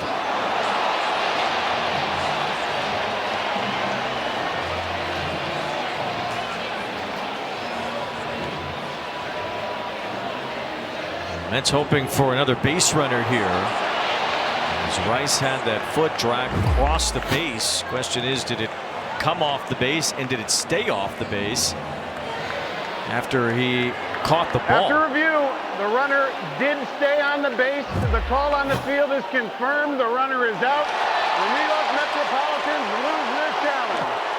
Dana Isonia went full Metropolitans on him.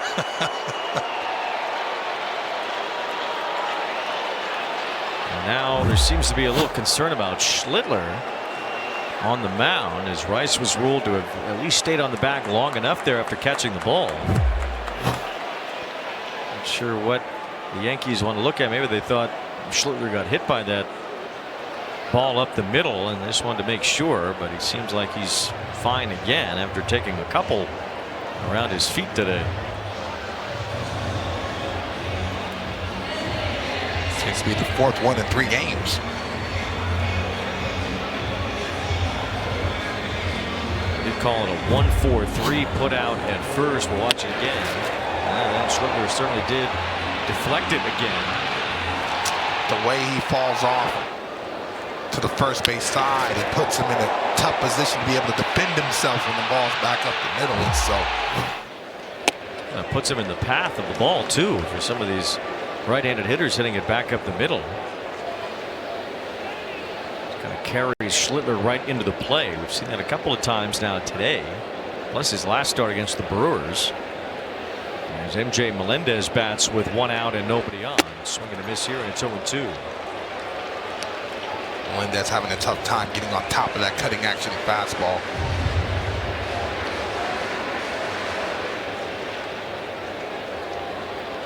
Coming to the ball game tonight, hitting 130 over his last 12 ball games. 1 ball, 2 strikes. Melendez struck out twice today. Swung the bat fairly well in the early part of the year. He's scuffled a bit here lately.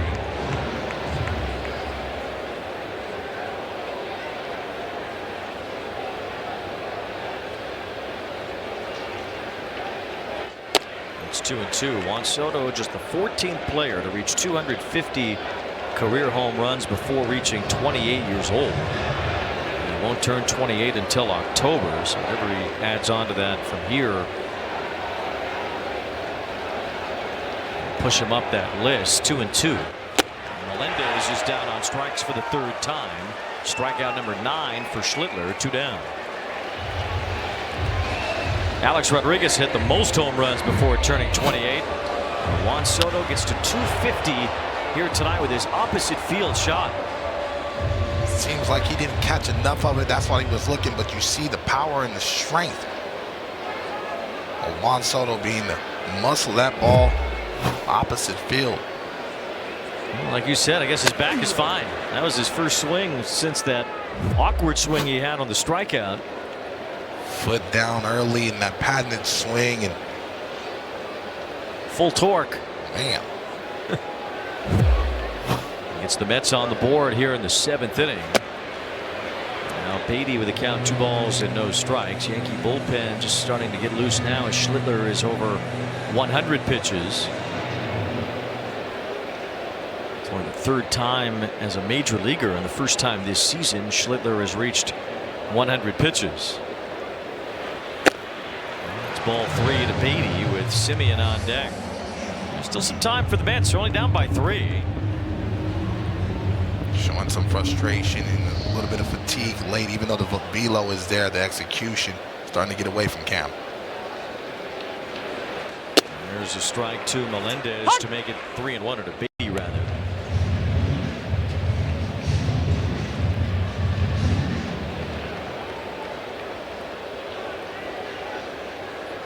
It's now with their 2nd hit of the game on Soto's home run. Beatty whiffing on the 3-1 pitch. Now it's a full count, 3-2.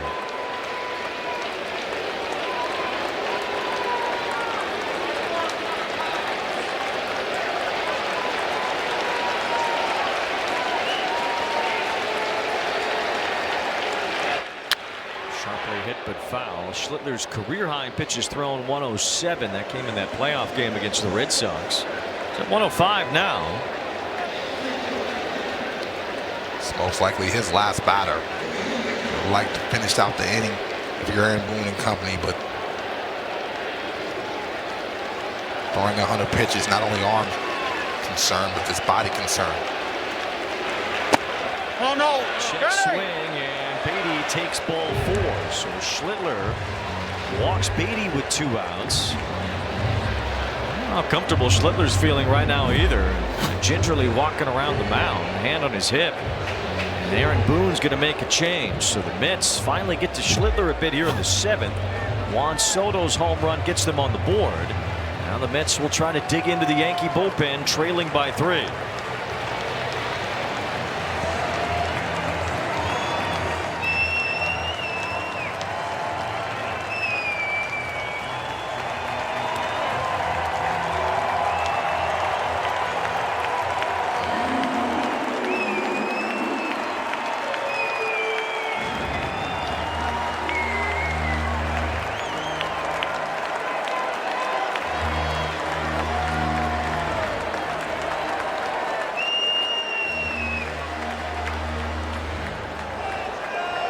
Powered by Google Cloud. A great performance from Cam Schlittler tonight. 9 strikeouts in 6 2/3 innings. Only 2 hits allowed. 3 different types of fastballs. You see that right there. Being able to cut and sink and really ride that 4-seam at the top of the zone. Fernando Cruz gets Semien to tap one toward third. Tough play. McMahon. He'll have no play. It's an infield hit. And suddenly the Mets will bring the tying run to the plate. Quality of bats. Going by Beatty, and now all of a sudden a swinging bunt by Simeon. Being able to get these guys on the board, and we've seen a lot of two-out scoring from the Yankees. Maybe the Mets can continue.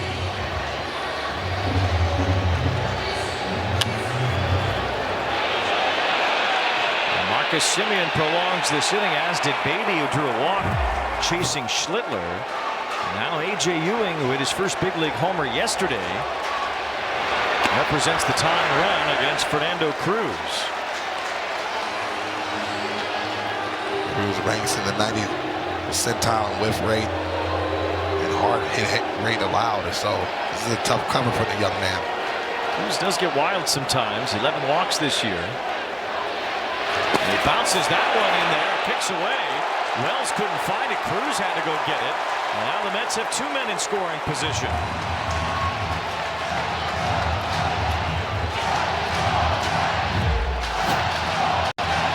That's a spike split finger.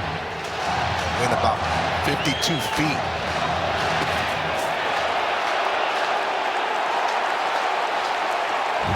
Two balls, no strikes, the count on Ewing. A base hit makes it a game here.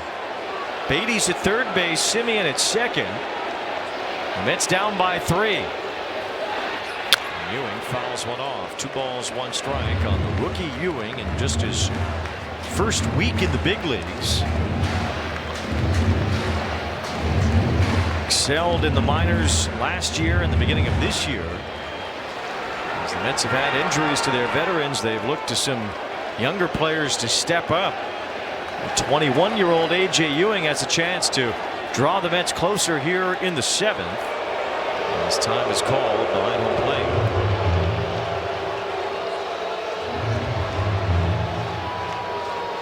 Wells trying to slow Cruz down because this game's starting to speed up a little bit in favor for the Metropolitans. 2 balls, 1 strike, the count. And Ewing lifts one to right center field, but Judge is over. He's there. He's got it. And the Mets settle for 1 here in the 7th. Cruz strands 2, and it stays 4-1 Yankees as the Mets get on the board thanks to Juan Soto's 250th career home run.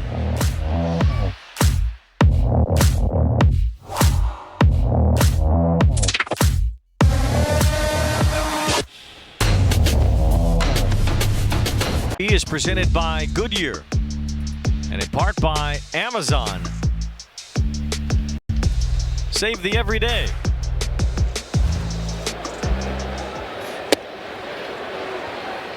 Strike 1 to Spencer Jones leading off the 8th inning. Mets got 1 back in the bottom of the 7th. Juan Soto hit a home run, had a chance for more though. They put a couple of runners on with 2 outs. The Yankees have delivered the 2-out hits tonight. The Mets couldn't there in the 7th and settled for just the 1 run.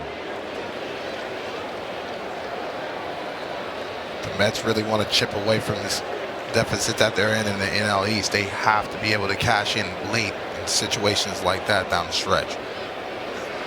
Ball 2 to Jones. With National League East has been dominated so far by the Atlanta Braves. And what a start they've been off to. Braves come into tonight's game with a 30-14 record, the best record in baseball. They have a 9-game division lead already. And everybody else in the division under 500, the Braves have just padded their lead and have run away from the others so far. Well, you got Matt Olson, who's in the running for MVP. Turin's getting that foul tip off the heel of his glove, not bunt. Braves and the Red Sox are tied at 2 in the 9th inning. As baseball has its rivalry weekend, Cubs and White Sox are playing each other in Chicago. The Dodgers and Angels in the Freeway Series. So why not set up the Braves and the Red Sox, because at one time they did share a city. The Braves originated in Boston. 2 balls, 2 strikes on Jones. So it's a rivalry for the 75 and over crowd that remembers the Braves in Boston. Maybe even all 80 and over, maybe.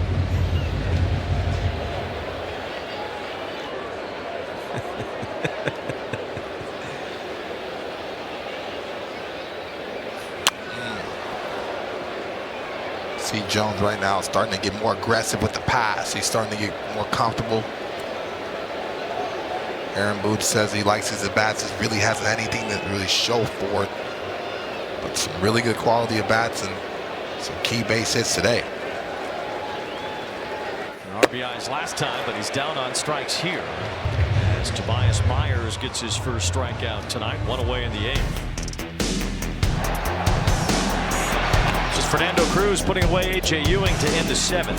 Yeah, it was tricky because he's trying to throw the split finger and challenges Ewing with that four-seam fastball, and then challenges him again. Ewing's going to look at that and say, that's a pitch for me down in the zone. I have to drive in the gap. Strike to Volpe, who has walked a couple of times tonight, struck out in the 2nd inning.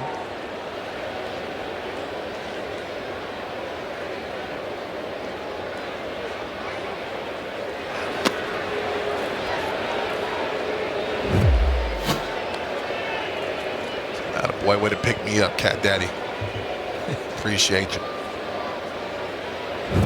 It's held only 2 hits by Schlittler. They have 3 on the night. Just have a couple cracks left. At the Yankee bullpen. David Bednar, their closer.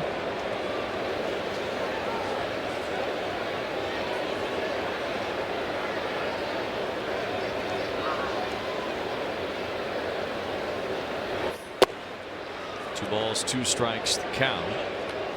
Bednar 10 out of 11 in save tries this year.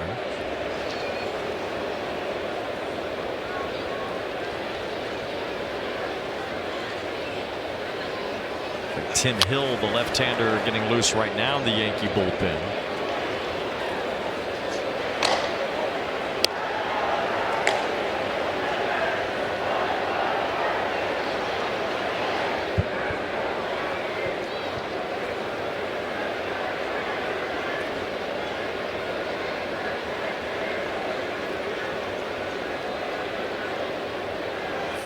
It's 3-2. The Phillies had a big comeback in Pittsburgh. They scored 3 in the 9th and then 3 in the 10th. Kyle Schwarber's 2 home runs early in that game. The Phillies now have an 11-8 lead on the Pirates at PNC Park tonight. Here's ball 4. Volpe's on again. 3 walks for him. And he takes first with 1 out as we send it downstairs to Heidi. Well, Anthony Volpe told me he was really surprised when his rehab was up and he was sent to AAA. He said he did everything they asked, which included playing hurt last year. He said he's gotten encouragement from his teammates. He hopes to show the team that he belongs here. He knows Jose Caballero isn't expected to be down long. And Aaron Boone said, this is really the first time the team's had any competition for that role at shortstop. It's not necessarily a bad thing, Wayne. Well, not for the Yankees. They'll have a pretty good player in Caballero that's done a nice job at that position so far. See if Volpe can wrestle some playing time from Caballero once he returns from his injury. Caballero just playing with a lot of confidence, and that's what they want to see from Volpe. And so whether it's offensively or defensively, they want to see that consistency. And I think that backhanded play off Cam Schlittler, being able to make that play, will help him say, hey man, I'm a big leaguer, and you're dealing with adversity at the highest level on the world's popular team. There's a microscope on you, and so they're waiting for him to reascend and really bounce back and be that player he once was. Kimbrel getting ready in the Mets bullpen. Here's a fly ball to left from Wells, hit pretty well. It's Soto at the warning track. He's got it. 2 outs as Volpe returns to first. Volpe doesn't usually draw a lot of walks, but he's walked 3 times tonight. He's at first with Grisham coming in. So having those quality at bats and being able to get on base, you're hoping, you're the Yankees front office. Now all of a sudden the barrels start to follow. And you saw him chase out of the zone early on with a slider that was non-competitive. We'll see. Bouncing ball, it is grabbed by Simeon, spinning with a throw to first. Good play to end the inning by the Gold Glove winning Marcus Simeon.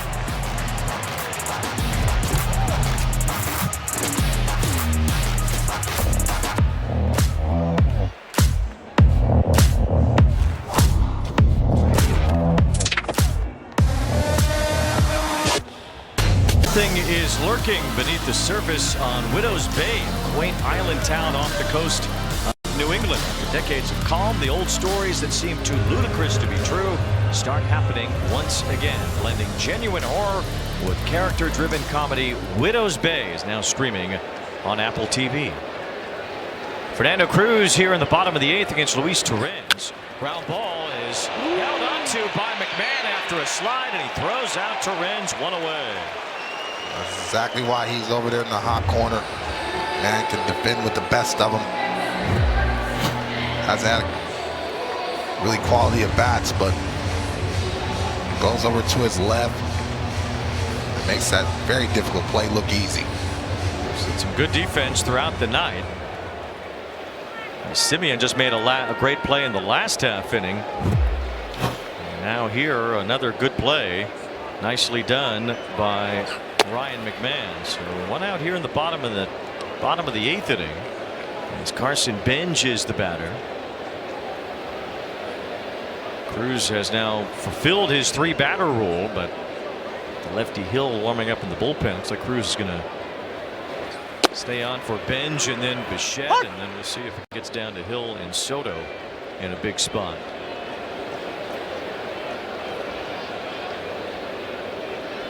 If you're Aaron Boone, you're hoping that Cruz settles in a little bit better as far as the split finger command.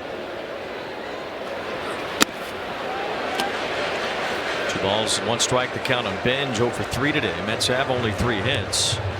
Beatty with a single. Soto's home run. Simeon with an infield hit.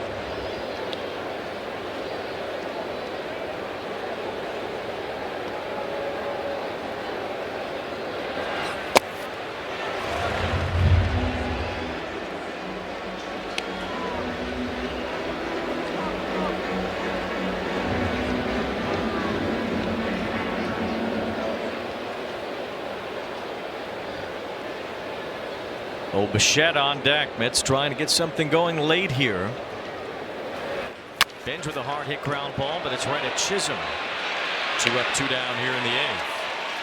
Let's go down to Heidi. Wayne Bo Bichette 0 for 3, but he has 2 deep flyouts today. I talked to him before the game. He said he has been searching a bit at the plate. He said he's a feel guy when it comes to hitting, and at times this year he feels like he's close to locking it in, but he just hasn't quite gotten there. He does say he has been watching more video lately, Wayne. I was working with J.D. Martinez, who the Mets have brought in as a special assistant yesterday. The thing about Bichette, he has not really hit fastballs this year, which is unusual for him. Even a miss on that first pitch fastball from Fernando Cruz. Well, there's a couple things you want to break down the bat path, and that's why he's watching tape, because he feels like the pitch recognition is there, but whatever he's doing with the barrel causing him to get under that ball. That's a nasty split finger by Cruz, followed by that fastball. And Carlos Mendoza talked about it. He's hitting the ball hard, but the productivity, especially with runners on, is not there. And so this is exactly why you signed him to that lucrative deal, to cash in with runners in score position. And right now, he's just trying to set the table to give Soto a chance here in the bottom of the 8th. Tim Hill, the lefty in the bullpen, would face Soto if Bichette keeps this inning going. Soto hit a home run his last time. The Mets need someone else to deliver tonight as well. It's a 4-1 game here in the bottom of the 8th. And Bichette is down on strikes. Fernando Cruz with a 1-2-3 inning leaves Soto in the on-deck circle and keeps the Yankees in front by 3.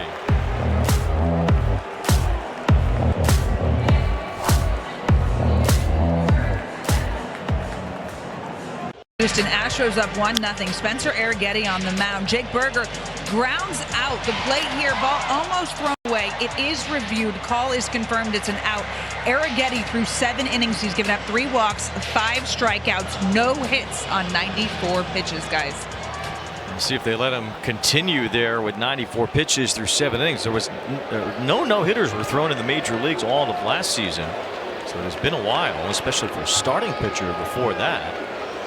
It's a little bit tricky down there in Houston because they've had a ton of injuries to that rotation. So anybody healthy, I don't know if they're going to push him past that 100 pitch limit. Ben Rice leads off here in the top of the 9th inning. 2 hits with a run scored. Astros have had a lot of no-hitters over the last number of years. Had one in the World Series. Just the second no-hitter in World Series history. Don Larson's perfect game was the only other for that one, started by Christian Javier.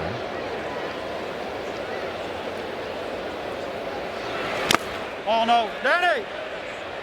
Rice went around on the swing. Last no-hitter thrown by a starting pitcher in the major leagues was Blake Snell in August of 2024 when he was with the Giants. There were a few in 2024. Ronel Blanco threw one for the Astros at the very beginning of the season. And you had Dylan Cease on that list, Michael Lorenzen in 2023. The Cubs had a combined no-hitter at the end of the 2024 season. That's the last no-hitter by any team. The last perfect game was thrown by a Yankee, Domingo Germán. Ben Rice serves one out to right. Benj is back for it, out near the wall. It is gone. Ben Rice has crushed another one. He takes Kimbrel deep for his 14th home run this year.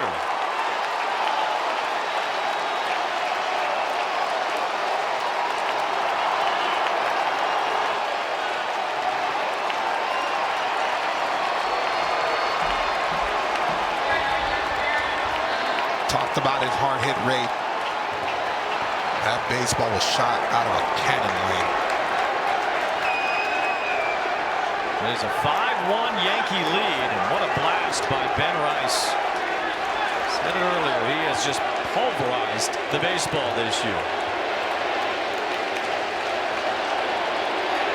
There's Judge smacking one. Nice play. Bichette plants and throws. Stretched by Vientos. Judge is out. One out here in the 9th inning. Been a lot of great defensive plays tonight, but a couple of homers too, and this one smashed by Ben Rice. Rice getting on top of that fourth seam that looks like it's rising. Kimbrel threw 2, but they were non-competitive. This one, he can get the barrel of the baseball and loud noises. He says, "I'm gonna continue to eat." Uncle Ben. We did an Uncle Ben commercial in the offseason, so they got it all figured out already for Ben Rice. Second time he's homered off Kimbrel already in his career, and he's only 2 off the American League lead behind his own teammate Aaron Judge. 1 ball, 1 strike on Bellinger. It's 5-1 now, and the Mets only 3 hits tonight, with a lot of work to do in the bottom of the 9th.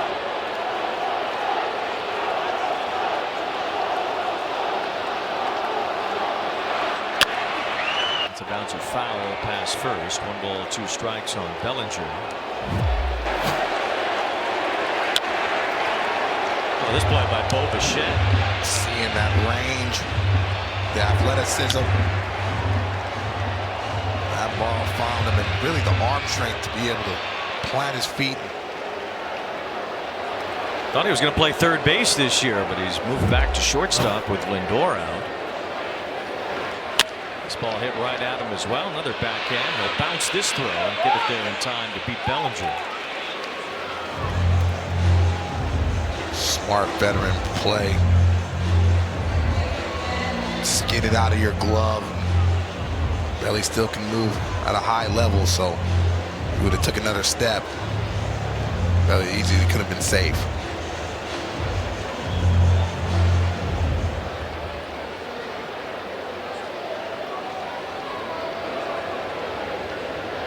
Jazz Chisholm has had a solid night.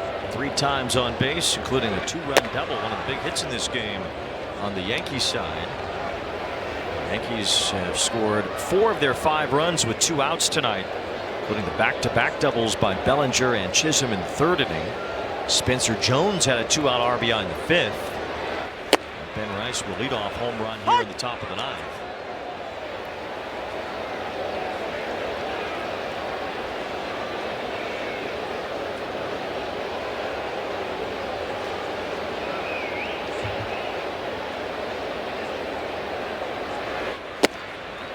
In there from Kimbrel in the 1-2. Craig Kimbrell, long-time great closer on many teams over the years. 17th year in the big leagues.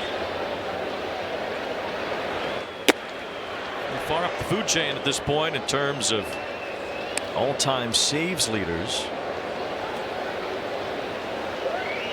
How many of those he'll have as far as opportunities with the Mets? It's 5th all-time in saves, 4th all-time in strikeouts by a reliever.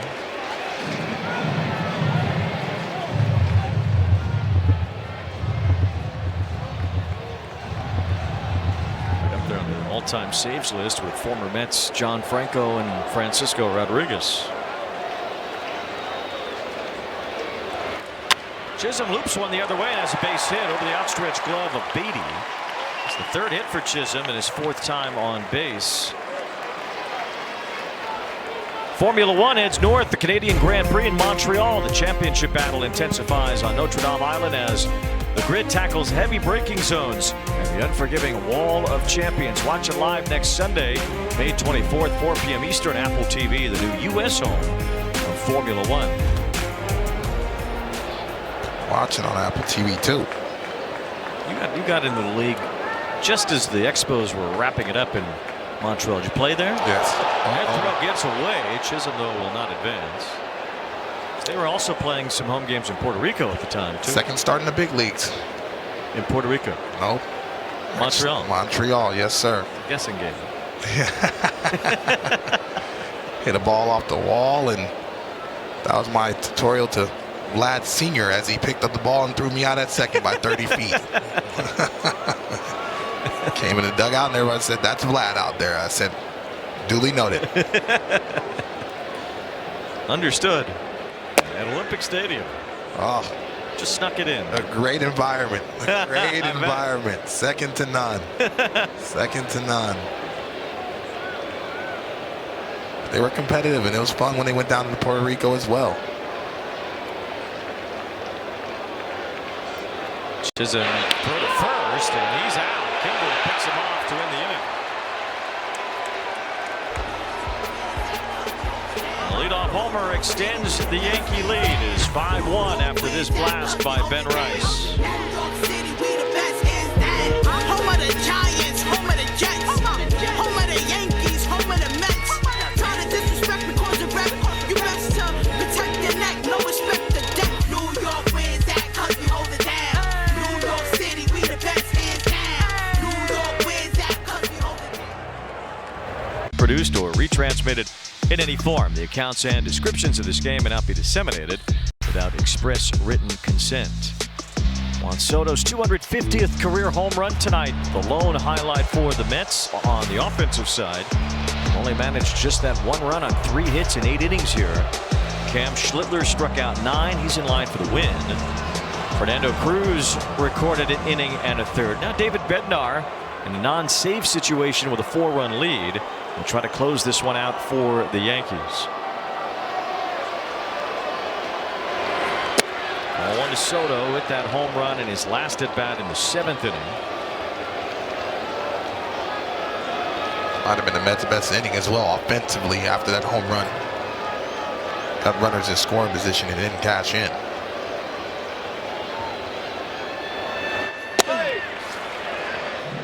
Balls and no strikes, the count on Soto. The challenge for the Mets has been to find other offense. The Mets have been one of the lowest scoring offenses in the major leagues so far.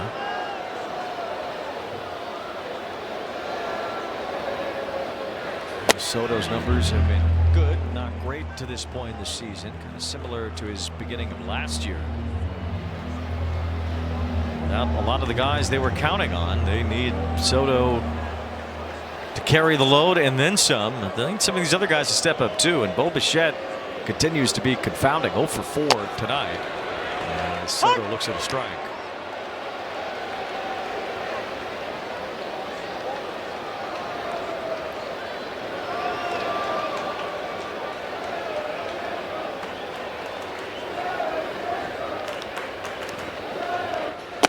Couldn't hold his swing there, and it's 3-2. hoping for more run production from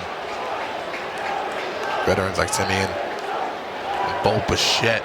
You saw them show a little bit of power and teeth as far as that series before against the Detroit Tigers, and you're like, okay, this is when we go. This is when we go. And, you know, great motivation going up into this big series against the Yankees, but ran into a buzzsaw. 0-4. Soto does draw the walk. Second time he's been on base. We'll see if the Mets can get something going here in the bottom of the ninth. Some work to do against Bednar. He does have a 3.5 ERA so far this year, 10 saves and 11 tries.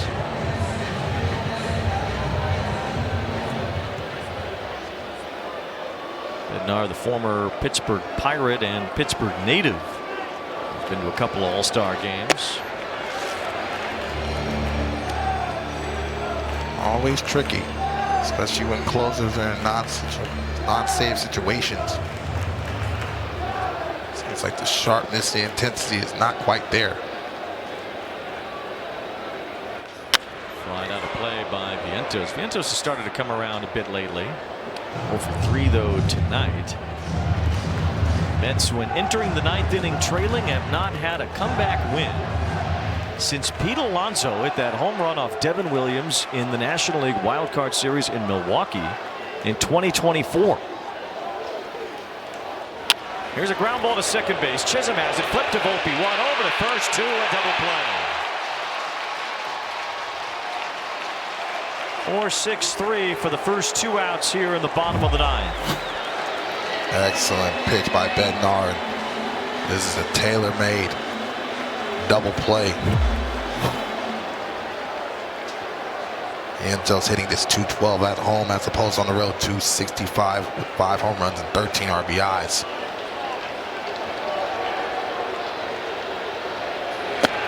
On to MJ Melendez. If the Mets don't score again tonight, it'll be 13 times already this year they've scored either 1 run or no runs in a game. It's the second most in the major leagues, only behind the Giants, who've done it 14 times. 1 ball, 1 strike on Melendez. They were dominated by Schlittler tonight. Soto driving in the only run with that homer. The Yankees pitching continues to support. It's been a pretty high scoring offense on top of it. In a wayward American League so far this year, you have to like the Yankees' chances. Absolutely. Offensively, even with the loss of Max Fried, they still have some talent and some depth in that rotation.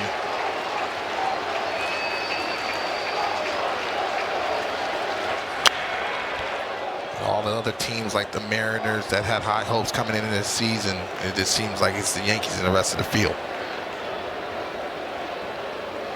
But you know what?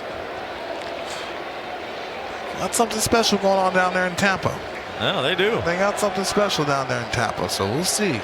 Rays have played unbelievably well to start the year. 2 balls, 2 strikes. They're the only other team, along with the Yankees, that has really any distance between themselves and 500 in the American League. Cleveland's 3 over. White Sox and A's entered the night 1 over. That's about it. 2-2 the count on Melendez.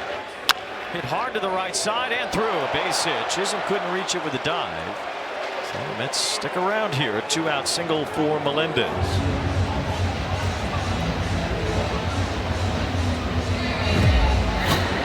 Melendez finally got a fastball down. That's the area he can handle it. He's been swinging and missing, trying to catch up to that fastball at the top of the zone. And even with Jazz Chisholm, with his athleticism, can't get to that baseball.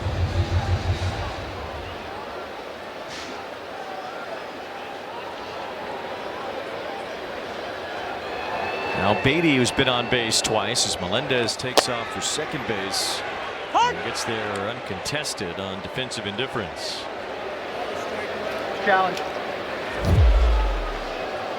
Mets challenging that pitch, which is a strike. Pitch was a strike. The New York Mets have 1 challenge remaining. Powered by T-Mobile. Mets really haven't used their challenges much tonight.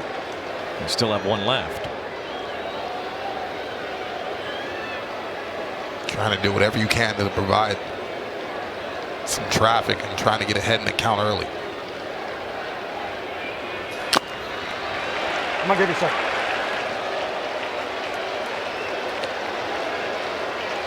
The Yankees, if they hang on here, will have 2 more chances to win a series here at Citi Field for the first time since 2018. The Mets, who have been 8-4 so far in the month of May, will try to regroup here tomorrow night for Game 2 of this series.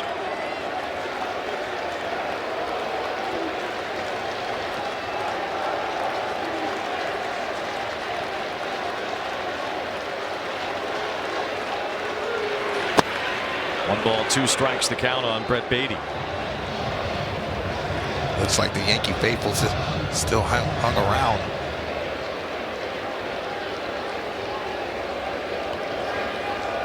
I didn't know the D train made it all the way out here to Queens.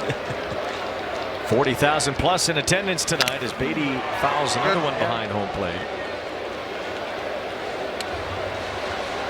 There are fireworks after the game here as well.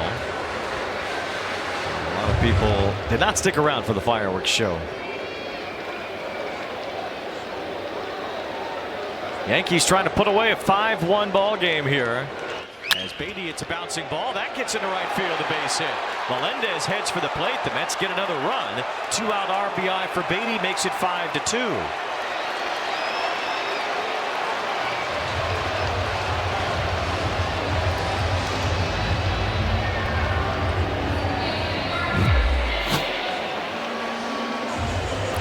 Beatty gets another fastball.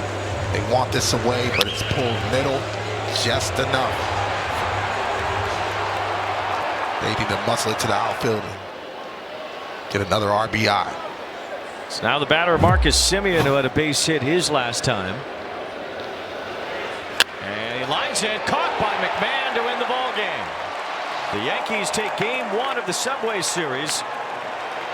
4 2-out runs plus a homer from Ben Rice. Cam Schlittler outstanding again, and the Yankees beat the Mets 5-2. Starts and ends on the mound for me, Wayne, and Cam was excellent tonight, using that fastball all over the zone, but a ton of swing and miss at the top of the zone. But his non-presence was elite today. Like Aaron Boone says, every time we have him on the lineup card, we're very confident that we can win that ball game, and he has really developed into a frontline ace. Well, that he most certainly has. It's an excellent performance from Schlittler tonight. 9 strikeouts, 6 2/3 innings. Only blemish Soto's home run. The Yankees get back in the win column after losing 5 of their last 6, and they beat their rivals, the Mets, here tonight at Citi Field 5-2.